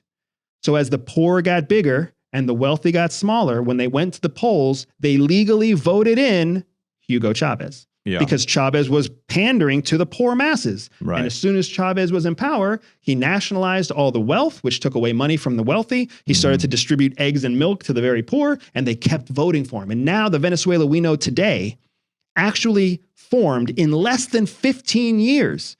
From the 1980s, when Venezuela was thriving, to the early 2000s, when it was a complete and total shit show collapse. I mean, it has oil wealth, it has natural beauty, it has tons of resources and the whole country collapsed, the whole democracy collapsed because the poor got too big and they had equal vote with the rich. That is exactly what is shaping up in the United States right now. And if we see a drop in the interest rates from the Fed in September, they're going to go negative interest rates. That's Donald Trump's plan, is to have negative interest rates. If that happens, we are 100% on the same trajectory as Venezuela, because the wealthy will get wealthier. With inflation and with interest rate cuts, the wealthy get wealthier. But and the poor that's get not poorer. Poor people's fault. No, it's not poor people. I'm not saying it is. But the poor people that 8 years from now, 12 years from now, 20 years from now, when they vote the equivalent of Hugo Chavez in, because he promises to take the wealth away from the wealthy and distribute it to the poor, which many are already asking. That's what the extreme left wants right now. Yeah. Well, I think, but again, that's just a response to the extreme right. It gets worse. People, we hope that's the response and not just their own natural logic. And people would argue that the extreme right is just responding to the extreme left and not just operating on their own true beliefs. Right. But that's exactly it. The further left and crazy we get creates this insane fascist reaction on the right, which then 4 years creates an even bigger swing to the left.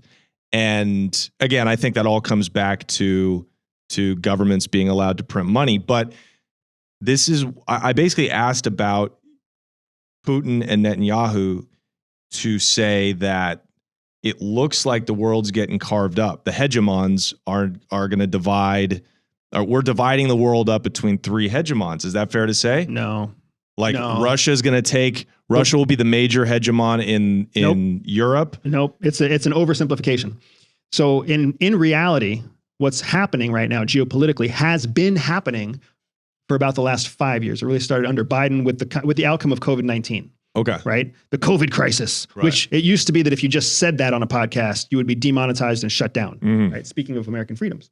Right. So what happened during COVID is that the world started to break into two halves: a Western unified power base and an Eastern unified power base. And I say that because it's kind of falls across, east-west boundaries, but more it's an ideological base. Western powers believe in an ideology. So to be part of the Western team, you have to share a democratic ideology. To be part of the Eastern team, you have to share an economic practicality. So a common economic pragmatism versus a common ideological democratic idea. That's what started to form in COVID. And you had countries that were like, oh, we absolutely need to do what's best for all the people, and we need to crack down, and we need to shut down businesses, and we need to handle this terrible pandemic. But then you had other countries that were like, well, we can't shut down, And it's not really practical to interrupt our entire economic success for what looks scientifically to be based in people who are highly susceptible to the disease. So we're going to have a less severe response than the Western powers. So as that played out through 2019 and 2020, 2021, after the pandemic passed, you started to see a continuation of choosing whether you want to be ideologically aligned or economically aligned. That came with the rise of the BRICS powers. So 2023, 2024 were some of the biggest years for the BRICS. The BRICS is an economic bloc, BRICS, that stands for Brazil, Russia, India, China, South Africa. Well, now that BRICS team is 13 countries strong. Yeah. All wealthy developing countries. And there's 40 countries, there's 40 countries that are like jockeying to get in, and more people are adding it, and they're dumping the US dollar. They're buying gold. They might. And Maybe. that's what the BRICS, and now you're starting to see the real divide. The Western powers want the US dollar. The Eastern powers pragmatically want freedom from the US dollar. And they don't have to agree on ideology. You want to be authoritarian? I want to be democratic. I want to be a warlord. I want to be a fascist. They don't care. All they care about is, will we still do business with low tariffs? Will you still accept payment in 3 different currencies, including, the euro and the renminbi and the yen? Mm-hmm. It's very pragmatic. That has only grown. So this pragmatic block of power only grows while the Western democratic ideals continue to melt down. US is losing influence. Europe is imploding in terms of its own democratic governments. And that's driving more and more of those 40 countries to say the Western ideology process, let's follow the pragmatic economic process, because that's much more predictable and much more stable than who's the US going to vote into office next. Right. So that's the real divide. 100%. So how does that look, just say 10 years from now, 5 to 10 years from now? How geographically does that look? Who are the powers that are influencing the most hegemonic power over which regions? And now you understand why I'm leaving the United States for 10 to 15 years. Okay, right? Let's hear it. Because what's going to happen is, over these next 2 presidential cycles in the United States, we're going to see what comes next. Every time someone tries to compare Donald Trump to the big evil people of the world, the Mussolinis or the Hitlers or whatever else they want to compare him to, right? They're forgetting that one cycle before Mussolini, one cycle before Hitler, was the person who enabled the worst leader of the time to be elected. Donald Trump is not the worst leader that America is going to see. He is one leader who is going to, our response to Donald Trump is going to lay the foundation for the real villain to come yet. The real tyrant. And whether that person is 1 cycle away or 2 cycles away is up to us. But if anybody's afraid of Donald Trump, they're silly. They're ignorant to be afraid of Donald Trump. Donald Trump can't make the changes he wants to make in his 4-year term. Even if he does claim some kind of emergency power where he gets a 3rd term in office, 8 years is not enough time to implement all the changes that would need to take place to truly destroy our country. But whoever comes after him, whether they are an extreme right pro-Trumpian or whether they are an extreme left response to Donald Trump, you can already see how damaging that next person is going to be unless we're careful about it. Right. So how does that set up? Yeah. I think Europe is going to split down the middle. I think some countries in Europe are going to remain pro-Western. The United Kingdom, who's not part of the EU, is going to stay pro-America. You're going to see countries like Spain and Portugal, Greece, Croatia, Turkey, you're going to see them move to the other side, because they don't want to deal with the ideological force. They want to deal with things that are more independent and fiscally sound. You're already seeing policy going that way. Spain, as an example, has refused to pay the 5% required mandated amount on national defense that NATO has levied on them. They're the only country to say it. And the president came out and said, we're not going to do it. NATO's like, what do you mean you're not going to do it? We all agreed to do it. And Spain's like, I've got better ways to spend my money than on the national defense of NATO. And Spain, during World War II, was a neutral country. So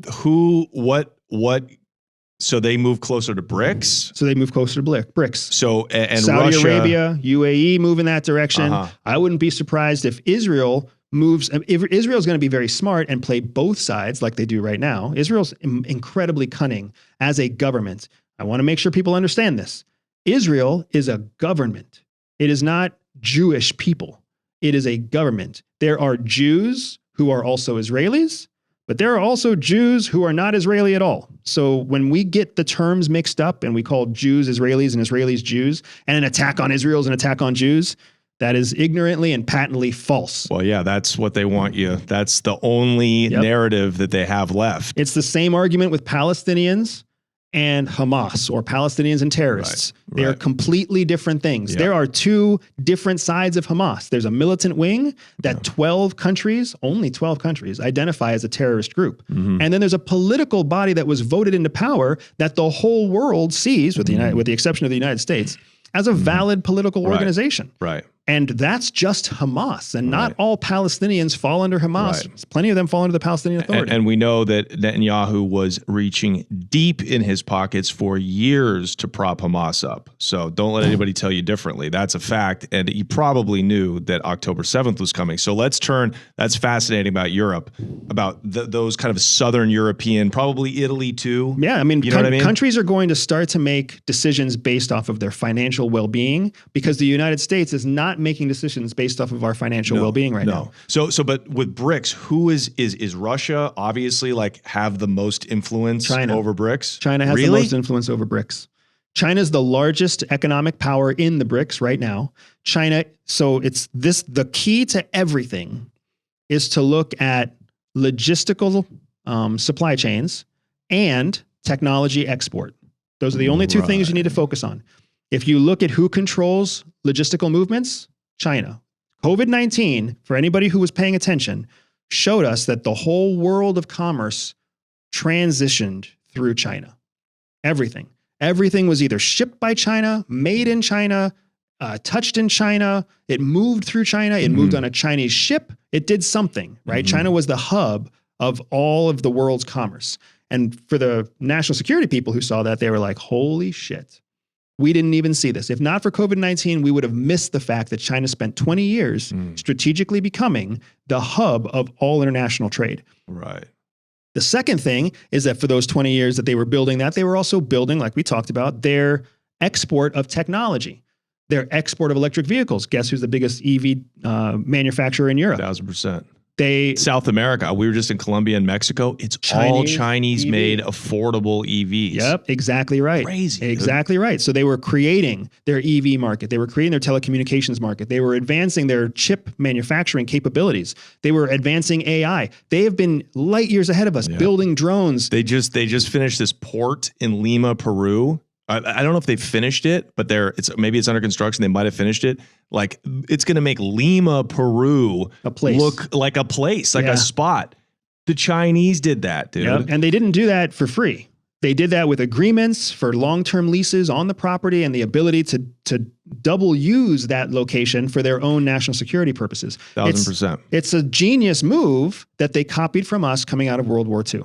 Okay, so even though Russia is on the world stage as, like, I guess the military might of BRICS and of these practical economic national sovereign actors, it's China that's running the whole shebang. It's China that's running the whole shebang. And that's super important to understand, because to your point about Russia being the military lead, Russia's just the one actively using their military technology. Just like the United States is testing our new tech through the Ukrainians, China's testing its new tech through the Russians. So now the United States doesn't have to be in a war, and neither does China. But both of their weapons technology get tested in the battlefield. North Korea gets to test its troops. Why do you think North Korea is sending troops to Russia? Because they care about Russia? No. They want their troops to have real battlefield experience for the day that their troops are needed to fight South Koreans. Right? Nobody understands that conflict around the world is a practice. It's a stage where you can exercise your strategies, your tools, your tactics, your movements without actually going to war yourself. That's why the United States is always meddling in international affairs, always kicking up hornets' nests, always getting criticized, because for us, it's worth it. We need our Navy SEALs. We need our Delta operators. We need our special forces to always be sharp. So we're going to send them to do all the fights. We're going to send our bombers to go bomb targets to get practice. It's also a lot of money.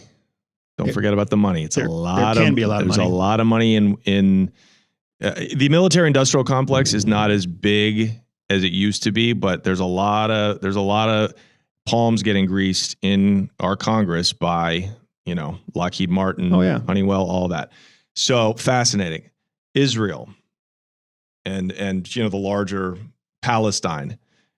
I'm going to make some assumptions here to get to my question. I think Israel's brand is dead. It's fried. It's cooked.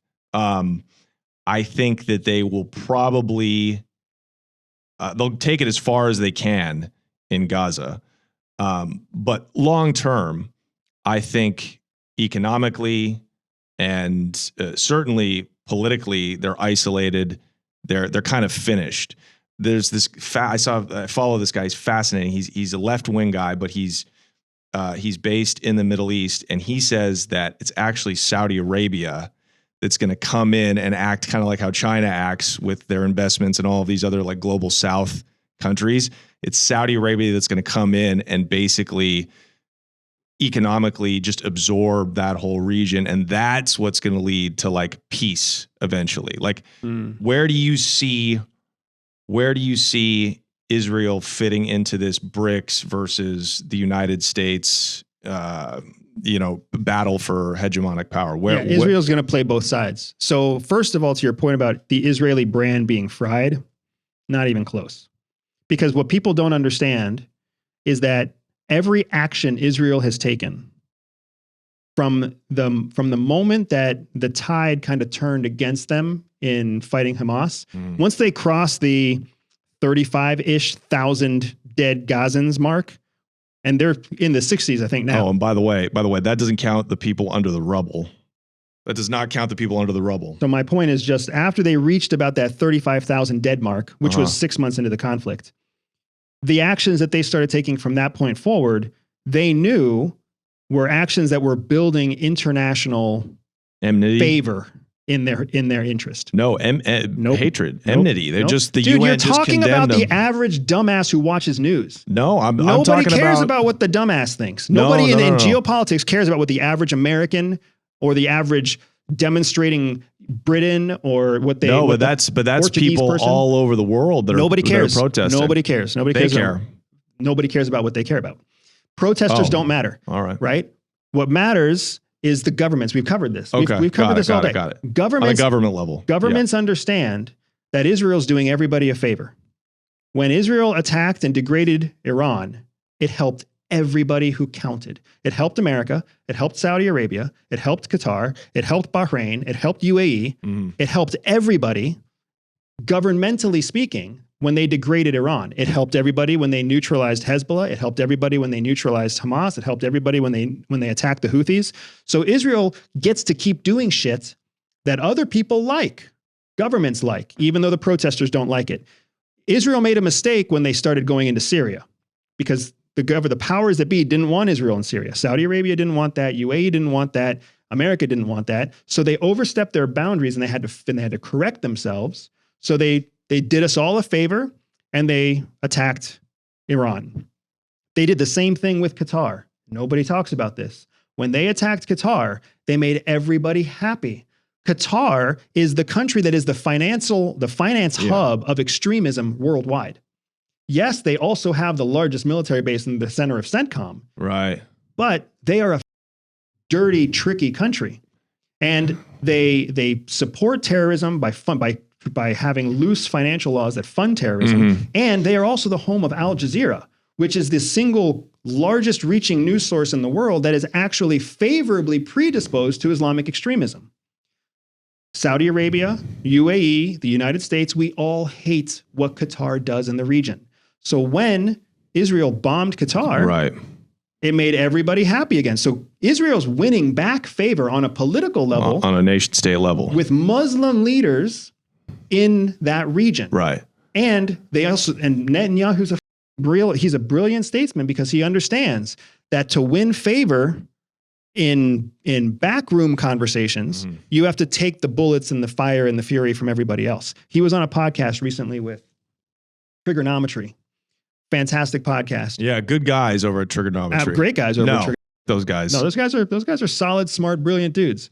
But when they challenged Netanyahu on why he was doing what he did, Netanyahu told the whole world, he was like, Israel's protecting all of you. You can criticize Israel as much as you want, but they are protecting everybody. But he's attacking everybody too. He's not attacking everybody. He's attacking strategically the people who are already threats to the West and to the region of the Middle East. So, but what if Hamas gets taken out? It seems like Hamas will never get taken out. That's an empty claim. No, I agree, because if Hamas, it's like Netanyahu doesn't like. He doesn't want Hamas taken out. He can't have Hamas taken out because then he's standing with no cards to hold. It's the same way as the Prime Minister of New Zealand during COVID. Remember that lady? Yeah. Remember that lady that everybody thought was so impressive during COVID, and now we can't remember her name? She was like, we're going to eradicate COVID in New Zealand. And that was her big promise. And for like 4 months, she was top of the headlines, and everybody was like, we need to be like her. And then what happened? She lost. She failed to eradicate COVID-19 in New Zealand. So she became a complete forget-me-not. So are you telling me that's what's going to happen with Netanyahu? Netanyahu is never going to eradicate Hamas. So, he's making a promise he knows he can't back. Okay, but what is the long-term future of that? Who do they go with? I've already said this. They're going to play both sides, both the East and the West. Israel's going to continue to play both sides. Netanyahu is hoping that by the time the conflict ends, the conservative base inside Israel is going to be lenient on him when he goes to trial for his corruption charges and the other charges that are actively facing him. The only reason he hasn't gone to trial is because they're in a war zone right now. It's an emergency state. Correct. As soon as the conflict ends, he has to face trial. And he is hoping, and the conservative foundation, the conservative group that backs him has probably already made promises to him, just like the United States has made promises to Zelensky, that they will protect him because of the advancement that he's made in protecting the region. Your point about Israeli brand being dead, the whole world will forget, just like the whole world always forgets, within about 9 months to a year about what happened in Israel, because they're going to be focused on whatever comes next, whether that's the building of a Palestinian state, whether that's something else with the Palestinians. As much as it might frustrate us all to hear it, especially inside the United States and most of Europe, no one's going to remember. So that's kind of you kind of made like a hopeful take there. You think there will be a resolution. You don't think they're going to kill 2 million or drive 2 million Palestinians? Saudi Arabia won't let it happen. The largest sponsor for Palestinian independence is Saudi Arabia. Right. And so you think they're not just playing politics when they say that peace can't exist until there's a solution, some kind of Palestinian state? Peace can't exist doesn't mean bombs keep blowing up. Peace hasn't existed in the Middle East for centuries, right? So it doesn't always mean that there have to be bombs going off. There's not been peace. There's never been more war than when Israel moved in there. I'll tell you that much. That's a fact. Okay. But so you're saying there will be some kind of resolution, whatever happens with Netanyahu aside, you're saying there will be some kind of resolution in the next 5 years to the Palestinian question? I'm not saying that. What I'm saying is that the next 10 to 15 years worldwide are going to be very tumultuous. We get that. I'm just trying to figure out. And it's the same thing. It's the same Israel's thing. like the big what? Who do they go with? Like who controls that region? What am I not explaining, man? No, you're saying they're going with both sides. They're going with both sides. So I'm saying, but who economically? Saudi Arabia. Saudi Arabia. There we go. Saudi Arabia is this. They're already the center of the whole region. Okay. Right? There's nothing new there. Everybody kowtows to Saudi Arabia with one exception, Iran. The whole conflict in the Middle East, if you erase the rest of the world and you just focus on the Middle East, what you're actually looking at is a boxing match between Iran and Saudi Arabia. Everybody else is just exacerbating one side or the other's support. And the big problem is Saudi Arabia has the most oil wealth, but Iran has the most agricultural wealth. So everybody in the Middle East needs Iran to be the agricultural hotbed feeding everybody. And Iran knows that. And Saudi Arabia understands that they have the most oil wealth, which is what the whole world needs. But they still need food from Iran. So because Saudi Arabia is cozying up to BRICS, and sounds like they might even, I don't know that they need to be a part of BRICS, but maybe will become a member state of BRICS, and Saudi Arabia has the most influence over the region, it sounds like it's more likely that Palestine, Israel, that greater area will fall under the influence of BRICS more than it will the United States. Saudi Arabia plays both sides too. It's really hard for Americans to understand how Middle Eastern culture works. It's an incredibly complicated, very sophisticated, deceitful culture, right? Because if you think about how Bedouins survived prior to the 1950s, all of the Middle East was a barren wasteland of Bedouins. They didn't have natural resources. They didn't have industry. They literally were just struggling to survive every day. It's easy to like just nod your head and say, "Oh, that's interesting." 1957, I think it was when the British found oil in Saudi Arabia. 1957. That late? That's not that long ago. No. And they started signing deals with the families that owned the most tribal land to start drilling for oil. And then they started paying those families for the oil that they were drilling. Now, it was just like what happened in the United States with the Native Americans. They didn't pay them very much, but the money that started coming in completely revolutionized the Middle East. Totally. So that means from 1957 till today, which is less than 100 years, 1957 to today is one generation of people. There are still people walking through the streets in Saudi Arabia and UAE that were kids when oil was discovered in their country. Right. In their lifetime, they have gone from living in tents, riding camels, drinking camel milk, to riding on trains and airplanes that have their country blazing across the side of it, right? Pooping on hot chicks. It's a huge evolution. I mean, if I was a rich Emirati, I would probably be tempted to poop on somebody too. Look, I'm willing to be pooped on. I can be bought. So if you're watching this, like, let's talk numbers, dude. Please, somebody. Zach Waxenberg at 3 Arts. That's my manager. Somebody shit on Johnny. That would be awesome. Zach's going to call me and be like, dude, are you crazy? What are you doing, man? I don't want to be shit on. That is not a paycheck I would take, but I'm happy to watch you. Depends with the diet, I guess. I would rather have Is it solid? Is it running? I think it's logged up. I think I'd rather have it logged up. It's easy. That's just you get some tongs from the grill and just flick it off of me. So it sounds like that is the most, but either way, the U.S. influence is going to be diminished. U.S. influence is already diminished. Yeah. The fact that you see Netanyahu opposing what Donald Trump says publicly, it's already diminished, right? And we just need to understand that is the current state. That's the inertia. That's Saudi Arabia and Israel have always played both sides of the equation. They have always been American allies in name only, but always executed their own independent operations, which is why you had Biden calling the prince of Saudi Arabia a pariah. Right? You've always, and yet we still sell them weapons. The relationship is very, very complicated, but the thing to understand is the Middle East is always playing both sides because geographically it's in their best interest. And everybody in the world knows that the United States is really far away, except for South America and Central America. For everybody else, they're like, the United States talks a lot, but they're pretty far away. And if we now have alternatives for financing and technology with China, why do we have to cooperate with the United States at all? So that brings me to South America, the Americas. That logically to me is if we can't dominate anywhere else in the world, we're going to dominate in the Americas. And you see it happening with Venezuela. I mean, it looks like they're trying to pull Emmanuel Noriega on Nicolas Maduro. Do you have any thoughts about that and about, where will we dominate? The United States is in a tough pickle because we know our financial and diplomatic influence is decreasing everywhere. So we have to find a way to maintain legitimacy, power, influence through what tools we have at our disposal, which are really just military and the largest wealth in the world. You never underestimate how wealthy the United States is. Even the guy who thinks that he's broke, working he's in 9 doing to 5 better jobs than most people by a lot, by a factor of 10, right? So that buying power is huge for everybody else in the world.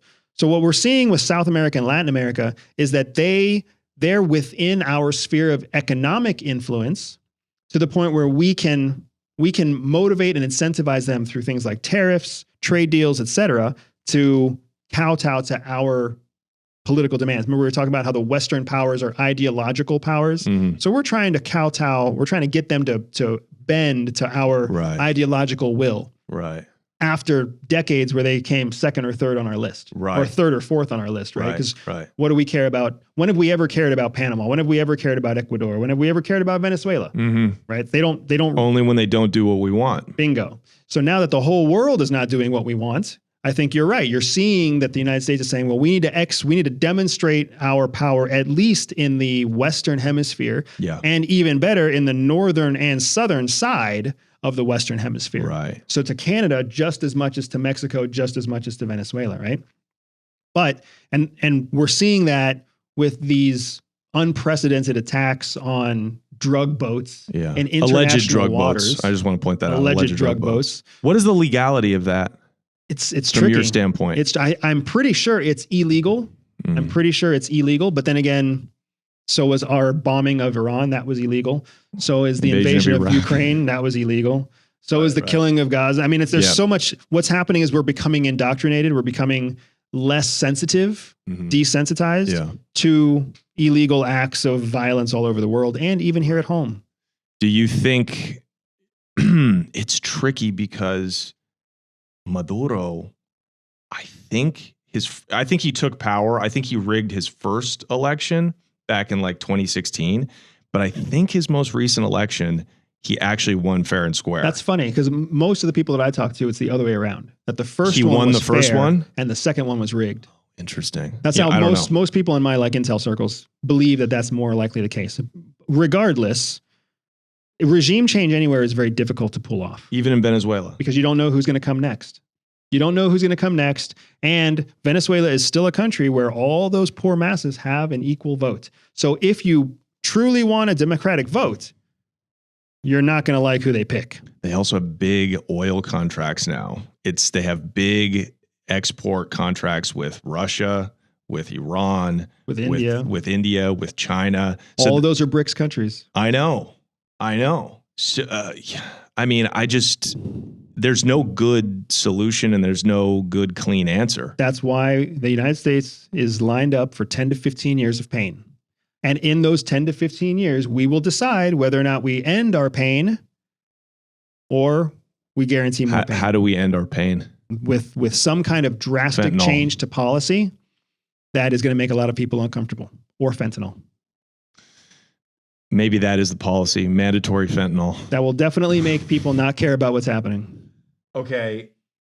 What? There's no way around this, dude. This is what people don't understand. There This is isn't- no way around the fact that we have to make a drastic change to the way that we govern ourselves, or else we are going to keep getting worse. We're going to keep killing our middle class. We're going to keep creating an income divide. We're going to keep electing populist leaders. Cult of personality. There's no escaping this. We have created the precedent. We have created the momentum in this direction.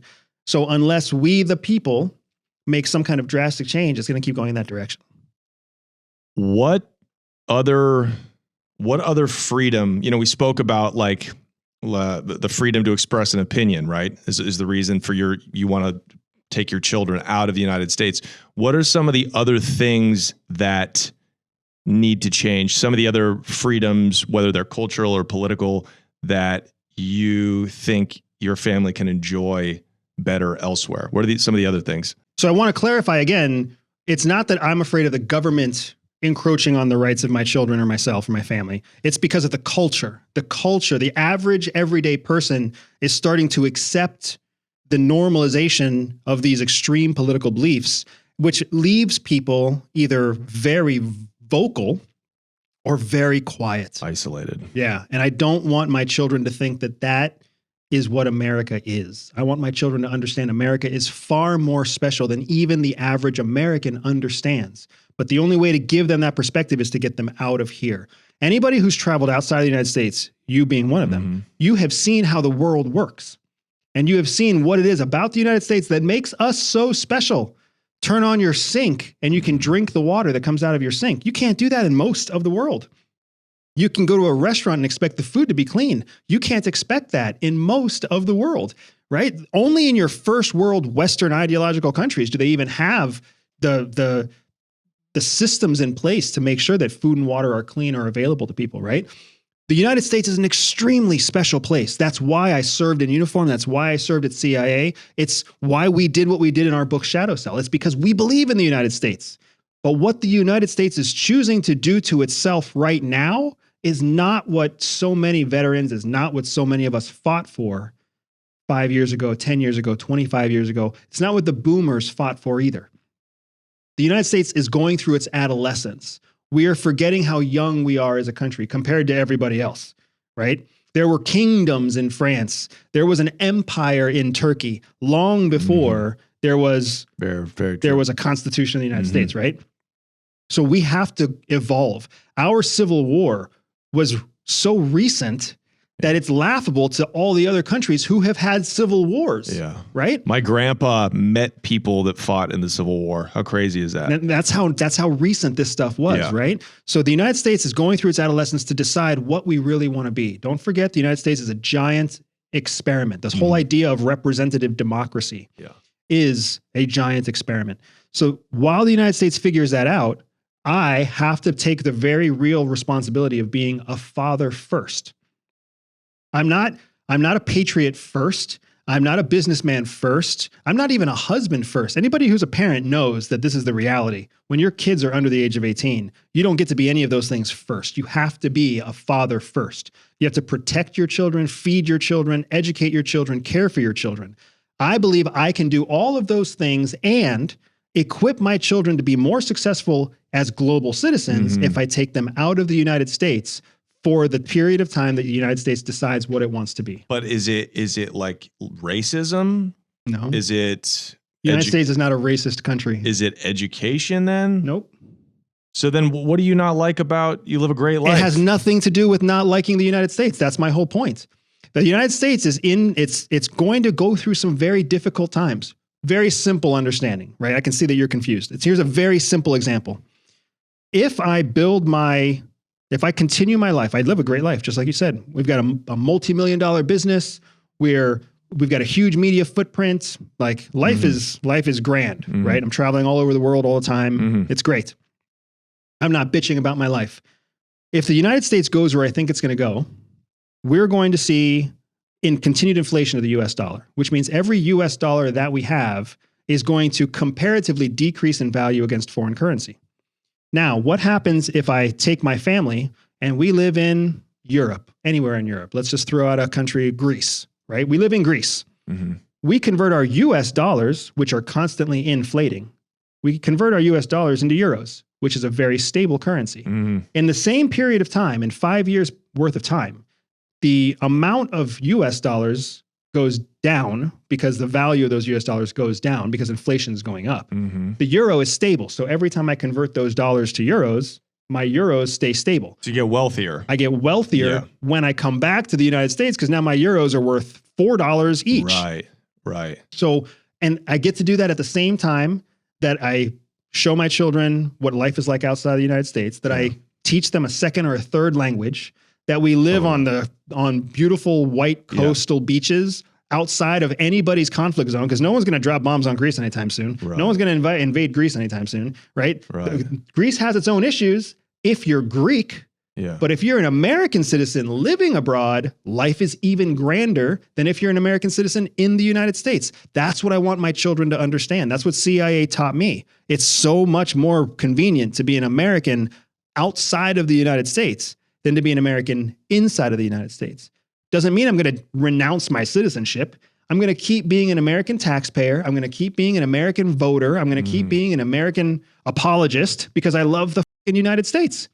I'm just saying that what we're doing to ourselves as individuals inside the United States is not what was intended for us. For me, it was actually when I got back from South America last week and I saw that Charlie Kirk had been killed. It made me incredibly, and then I saw, the responses from both sides. I can't explain it. It's not something tangible. It's, I feel stressed out. I feel sad. I feel depressed. I feel helpless. And I know things are just going to keep getting worse. Yeah, that's kind of what makes me, it's not tangible. You know what I mean? It's like, it makes me want to move to Uruguay. It makes me want to move to a non-conflicted, like I want to get my head clear. Like the stress, the vibration, the noise, the noise and the stress and the low vibration of this culture is degrading to the mind, to the body, to the soul. That's I don't know. Is this making any sense? It makes total sense. I mean, in your own words, it makes total sense. And that's what we're all feeling. So I know that we're talking about me, and I don't really think that I'm a interesting person to talk about. If you look at the actual metrics, here's one for you, John. Take a look at how many Americans. Mike, please. Excuse me. Yeah, I'm talking away from the mic. How many Americans, or what is the trend in wealthy Americans leaving the United States? What is the trend in wealthy Americans leaving the United States? What is the trend in golden visas for American citizens? Mm-hmm. Because what you're going to find, and we'll let John do his in 25 minutes from now, I'll have an answer. But what you're going to find is that people of wealth, people who have money, people who have investments, people who have responsibilities, have dependents, are finding their way abroad. They are doing it to diversify their risk, because staying in the United States is increasing your risk.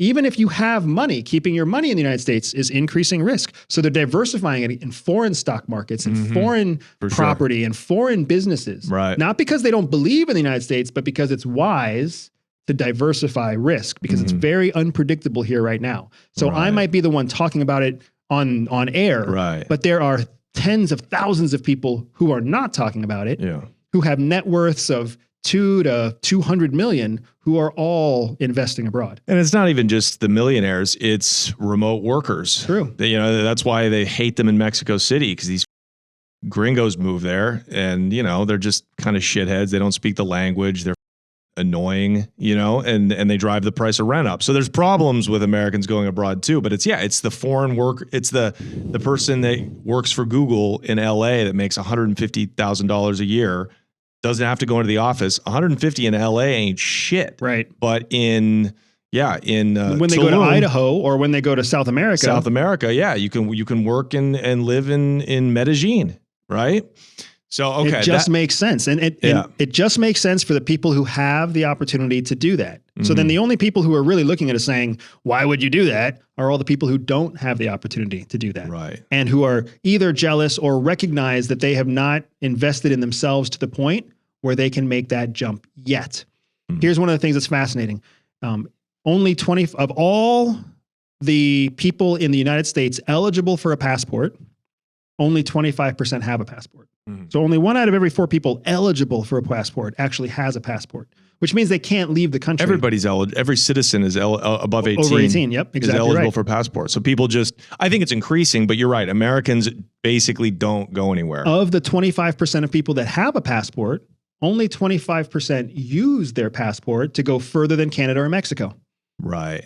So you're talking about 7% of all American citizens eligible for a passport actually have it and have used it to go further than Canada or Mexico. Right. So you're not talking about a large population that is even capable of leaving the United States, let alone getting a visa to be a digital nomad or getting a visa. Dude, if you start a business, if you are an entrepreneur, if you have an LLC, any country in the world will let you get a long-term visa to stay in their country, because what they don't have in their country are people who know how to start a business. Right. Entrepreneurs can shape the whole world. You can write your own ticket, and an LLC is $135 away. And even though they protest in a lot of these cities against like over tourism and stuff like that, the governments want Americans. They want that money because you spend money there. They want your U.S. dollar, especially in Greece. Here. It props up. They need something. They got to do something over there. And Europe again. And Portugal's a big one. You can't say that any place is better than the United States, but you also can't say that any place is worse than the United States. Right. Every place is going through its own transition. The question becomes, what place in the world has the best advantages for you and for your family? For many people, that is the United States. If you own an American business that serves your local community, like if you're a landscaper in Colorado Springs. All of your clients live in Colorado Springs. All of your employees may be foreign or not foreign workers. Who cares? Right. But everything is tied to the US dollar. Everything is in the United States. It doesn't make any sense for you to try to leave. Right. You could start a new landscaping business in Tulum, but why? If you're in the United States and your business is in the United States, as the dollar inflates, your business continues to grow, because that's the magic behind inflation. That's what the average person doesn't understand. When interest rates drop and stock market rises and property prices rise, if you have money in investments or if you have money in property, you own assets, all of that money increases, it's even though the owners. per dollar. It's a transfer to the top wealthiest. And that's percentile. why wealthy people stay wealthy, because inflation doesn't bother them. The value per dollar might go down, but the number of total dollars always goes up. And that makes a very good headline for politicians to say the stock market is on the rise, property values are on the rise. They don't have to say property values are on the rise, but each dollar has lost 10% of its value. So, and it's just getting harder, even for people that own landscaping businesses. You know, they got to make a lot more money to cover inflation, cover the rising cost of living. Do you feel like in a certain way, you leaving America, you're part of the problem? Because the talent that you have, the value that you bring, the tax money, I know you're going to pay taxes, you say, I get it. But when talent, this is what happens when countries are in decline, talent leaves. So aren't you part of the, do you feel conflicted about that at all? I'm pretty sure if we take a look at your comments right now, I'm not part of the talent. You are, dude. Come on, man. We all know it. No, we need entrepreneurs like you. So it's almost speeding up.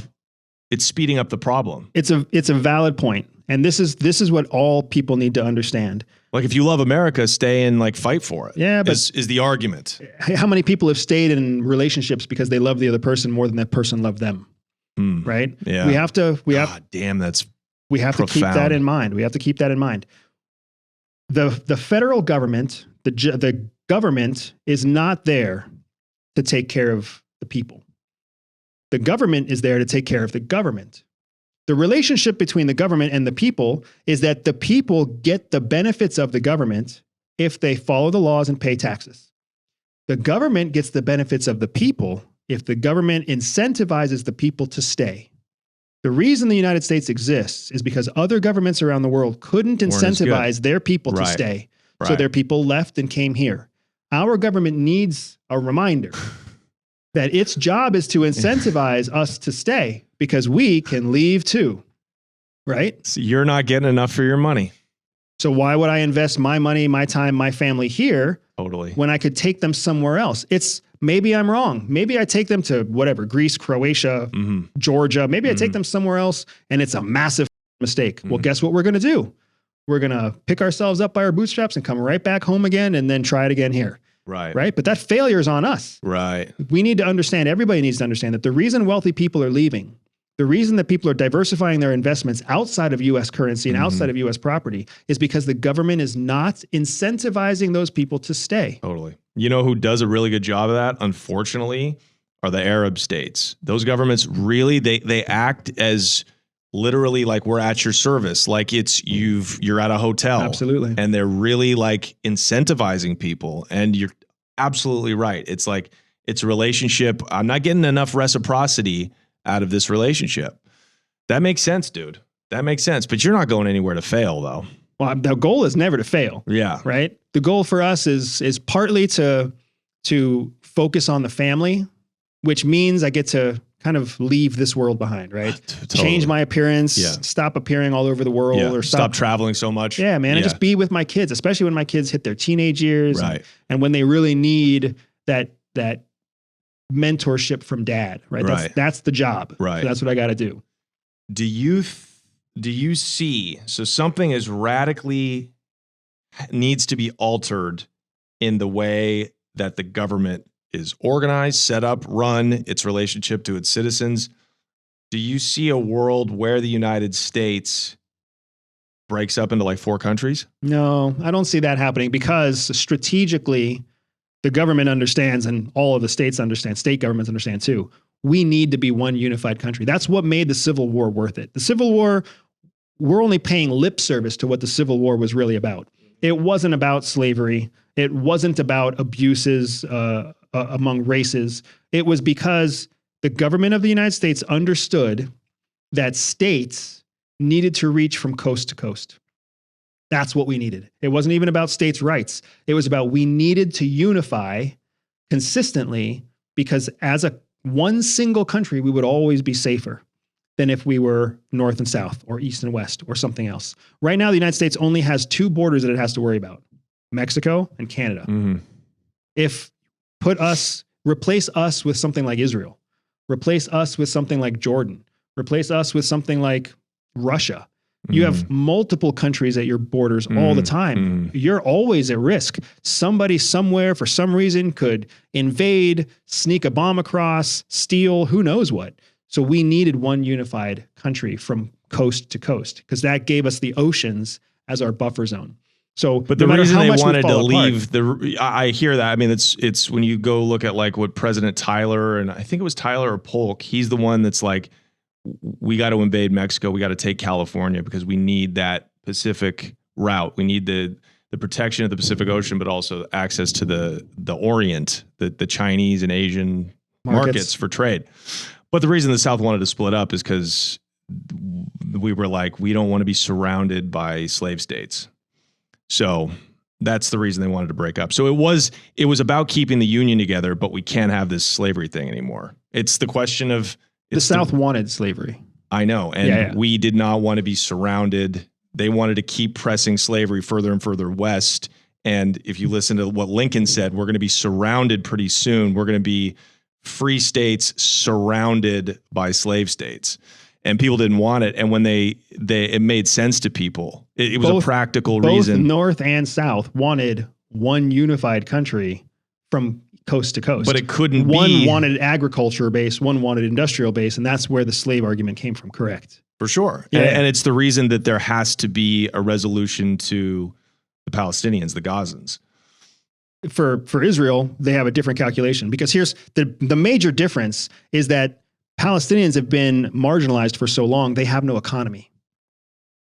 Israel's the only economy. Mm-hmm. So when you look at North and South United States, there was an agricultural economy in the South. Sure. And there was an industrial economy in the North. So both parties had something to offer. Both sides had a way of generating their own currency, their own value. Palestine has no way of generating its own value. Well, they're also kept, Gaza was basically a slave camp, more or less. Yeah.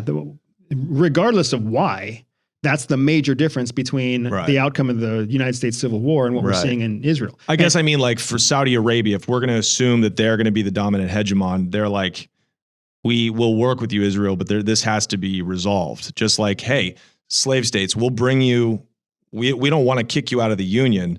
We want us to be unified, but the question of slavery has to be resolved. Yeah. The way that Israel and Palestine resolve their issues is going to come from a mix of external countries pressuring them and somebody creating a viable economy for the Palestinians. Yeah. Even better, if they can create a viable economy for the Palestinians that Israel is dependent on. Because if Israel needs the Palestinian economy, then they are now in a relationship that is beneficial to both. For sure. What could that be? It could be agriculture. Right. It could be education. They got the port. It could be anything. It could be travel. It could be logisticians. It could be hospitality. Right. It could be anything. But the problem is that Palestine has been victimized for so long. Right. Like they don't have I'm sure they have entrepreneurs, but those entrepreneurs haven't been taught how to scale a business, how to make a professional industry. Right. They only know how to survive. Yeah. And they've never been given land. They've never been given space. They've never been given the opportunity to be able to even explore safely within their own culture how to build an economy. Yeah. So we really will need something like Bahrain, UAE, and Saudi Arabia to protect a Palestinian state from Israel, while they also invest in the development of the Palestinian state to the place where it can stand on its own. And my understanding, my belief is that is exactly what Saudi Arabia wants, because when Saudi Arabia does that, they also have another pro-Sunni state. For sure, ally against Iran. I'm just disappointed that it couldn't be the United States. You know what I mean? Like, I guess I sort of, in the back of my mind, I studied the history of interventions by the U.S. and all the unjust wars. But, you know, yeah, it's just too bad that it's not going to be us. The United States doesn't broker peace. If you look at our history, you'll see we don't broker peace. We get involved, we try to help, but peace isn't really in our best interest. And what's in our best interest is for all the world to constantly be fighting itself so that we can just be stashing away our money. We can be developing new weapons that we sell to all those warring countries. We can create intelligence that we sell to those countries. Like, we want to be the big kid on the playground that sits on a chair while all the other kids are wrestling. That's our strategy. Yep. And now we're just fighting ourselves, it seems like. Exactly. Now we're like, we have a weird sort of dual personality as we sit on our little throne. Wow. Yeah. Yeah. And you're absolutely right. I think it's going to accelerate like really fast, the decline of the dollar. I mean, you see it. It's coming. Like the way that they're going to drop interest rates, it's going to accelerate the madness. We'll see. I mean, I'm hopeful that it won't happen. When I see what happened in France, man, and I guarantee, I know most people aren't paying attention to this, but I was paying very close attention. And I was so hopeful that the French people would do the right thing, right? That their prime minister would bring it to their attention and say, hey, we are way too deep in debt. We need to save money. We need to stop spending on, it was $50 billion, which is a lot of money to you and me, but to the largest economy in Europe, it's not that much. $50 billion over something like 3 years, right? We need to stop spending money on Starbucks is basically what he was saying. And instead of people doing the right thing and tightening the belt and tying their shoelaces and saying, okay, let's do this, arguably forcing a small recession on their own economy. That's not what they did. Instead, they thought it was better to oust him and riot. And but we're no better. We won't accept austerity. That's my fear. That is my fear. We're not going to accept austerity. The responsible thing for us to do as a country is the responsible thing that we would do as individuals. If we had too much debt on our credit card to pay for, we would stop having Starbucks. Or if we were so deep in debt, we would, declare bankruptcy. But like, eventually we would do something that was fiscally responsible because we know we've got to have money if we're going to survive. But politics, especially in democracies, politics is becoming populist. So I want to know, tell us about your book. Like, why you've blown up on the internet. You've got, everyday spies thriving, but so why write a book that's hard and barely makes any money? Yeah, it's funny. We actually wrote this book in 2020, my wife and I together. Okay. We wrote the book in 2020. It's been tied up. The publication was blocked by CIA for 3 years. Why? Because CIA in 2021 declared everything in this book classified. They said that the concept was classified, the characters, the stories, everything was still an active part of intelligence operations. And they're right. It is active intelligence operations. This book is the most current, modern espionage memoir ever written, and it made everybody uncomfortable when we wrote it. The reason that we wrote it was because in 2019, Donald Trump was pushing adamantly for more transparency in government. And our book is about an operation against one of the largest adversaries in the world against the United States. And it's a true look at how espionage actually works, how it's a team sport, how it takes multiple types of talent. My wife and I are in the book, but we're by no means the heroes of the book, right? The heroes are the real men and women who are still doing operations today against the largest adversaries to the United States. So it was important to us to tell that story, to let the world know that what you see in the movies and what you see on TV and what you hear in podcasts about how you can't trust CIA, how that might be one narrative, but that's only because you haven't heard the real way it works. So then if this is like a pro-CIA kind of, piece of literature, why did they want to block it? Because it's very, very sensitive. It may be telling a good news story, but that doesn't make it pro-CIA. The way that we built the shadow cell operation was by modeling CIA intelligence operations off of terrorist networks. And they did not want us talking about that. I see. The primary reason that we were given permission to build a terrorist cell inside of CIA was because CIA had been penetrated by a mole. And CIA has never acknowledged to the public that they had a penetration by a mole. So are we going to find out who that mole was? That's fire. So you find out the story of how the terrorist cell process was built. You find out the story of the mole, and then you find out how the mole ended and as a tiny spoiler, the success of our shadow cell operation is what led to the 2016 restructuring of CIA altogether. Now, all of CIA has been restructured into a group of cells, and those cells carry out operations around the world. So it's kind of decentralized? It is more decentralized now than before because it realized the risk that was being presented to it by the constant moles that were being fed to the CIA from Russia, China, North Korea, Iran, Turkey, Saudi Arabia, Israel. So that's fascinating. It's going the way, it's like how drug cartels are now. It's all been decentralized into small little nodes, if you will, and bands of people. That's why we titled the book, The New Spy War. Americans don't understand that the Cold War style of spying is dead and gone. We like what you see in movies now where there's still some almighty Langley, central hub.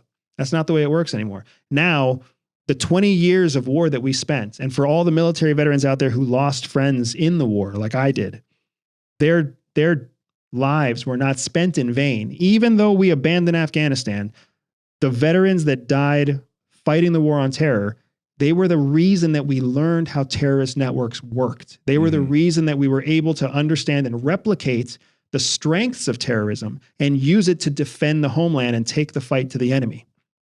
So I don't want anyone who knows the pain of our withdrawal from Afghanistan understands the disappointment, and you start to feel like our friends died for no reason. One of the huge reasons my wife and I wanted this book and why we fought CIA for 3 years to get it published was because we wanted to make sure people understood. We learned from those lives. CIA adapted a whole new methodology, and now we are still the strongest intelligence service in the world because of those lives. Even more than Mossad. Mossad is just more risk tolerant than CIA. Right. It seems like you guys are certainly more moral. That's saying something, isn't it? No shit, dude. I never thought I would say that in my life, dude. Wow. That's fascinating. Okay. So where can by the way, what's your relationship with like the CIA? Do you have any relationship with the CIA anymore? So we've never really had like the suits? We've never had a professional relationship with CIA. We have an obligation under our secrecy agreement that we must coordinate and publish. We must coordinate anything we intend to publish through them for approval. So that's why we took the book to them, why we got it approved before we wrote the manuscript. And then when we wrote the manuscript and sent it to them and we got their rejection, we tried for 3 years to work with them. We tried to say, hey, tell us what's classified and we'll remove it. And they wouldn't work with us. So after 3 years, we actually executed our right to free speech, hired an attorney, and took the opportunity to CIA. And we basically threatened them with a First Amendment lawsuit. Because my wife and I are professionals. We know that what's in this book it doesn't exist on a classified document somewhere. So if we were to sue CIA on a First Amendment right, it would fall to the judicial branch. It would become major news, and CIA would be forced to prove that the information in here exists on a classified document, which it doesn't. So they knew they would lose that lawsuit. So they washed their hands of it. They said, go for it. They said, we now approve. Okay, where can they get the book? The book is easiest available. way to get the book? Amazon, obviously. Amazon is obviously the easiest place to get it. The audio book is already a multi-week bestseller. Awesome. The hardcover book is already a multi-week bestseller. So you'll find it on Amazon. You'll find it anywhere books are sold. It's all over the world right now. It was a mainstream publisher. It's a pretty big deal, and we're very proud of it. Dude, that's awesome. That's awesome that you got a publishing deal, my guy. I got to self-publish my own trash drug novels that I write. I wrote a book over the pandemic, just kind of like based on my life, but it was really dirty and really just fun. Yeah, it was fun. It was fun. Maybe I should republish my book, Days of the Trap. Okay, Andy, God damn it, that's how you podcast. I had such a great time. Can we do a book? Can we switch over to the Patreon? Just do a little more chat. We got time. Let's jump it. Yes. Are you still plugging Everyday Spy? Absolutely. Okay. Hey, by the way, can we get a timeline about when you're bouncing? Yeah. So my wife and I have been spending the last 9 months traveling the world and scoping out different options for where we might go. And for the next, said that last year. And for the next year, we're still planning on it. So we're going to spend a total of 2 years scouting different locations. But 2027, spring of 2027, is our jumping schedule. Okay. I wanted to jump in 2026. Yeah. But my wife is more powerful than I am. So as 2025 came to an end, she was like, I don't think we're going to be ready by 26. So I see. we moved it 1 year to 27. Originally, we were planning 2030. But as we've watched what happened in the United States, we've shortened our timeline. Dog, I might meet you somewhere. Because I'm Medellin seriously, is a good place to be. I'm telling you, after being down there, I'm like, there's just a big, wide world out there. And it's pretty great. It's pretty great. It's pretty great. Okay, Andrew Bustamante, the one and only. Go get Shadow Cell right now. We're going to link in the description. We're going to be pushing it. There's going to be clips all over the place. I can't wait to read it. And then head over to Patreon, patreon.com/TheConnectShow. Thank you, my man. Yes, sir.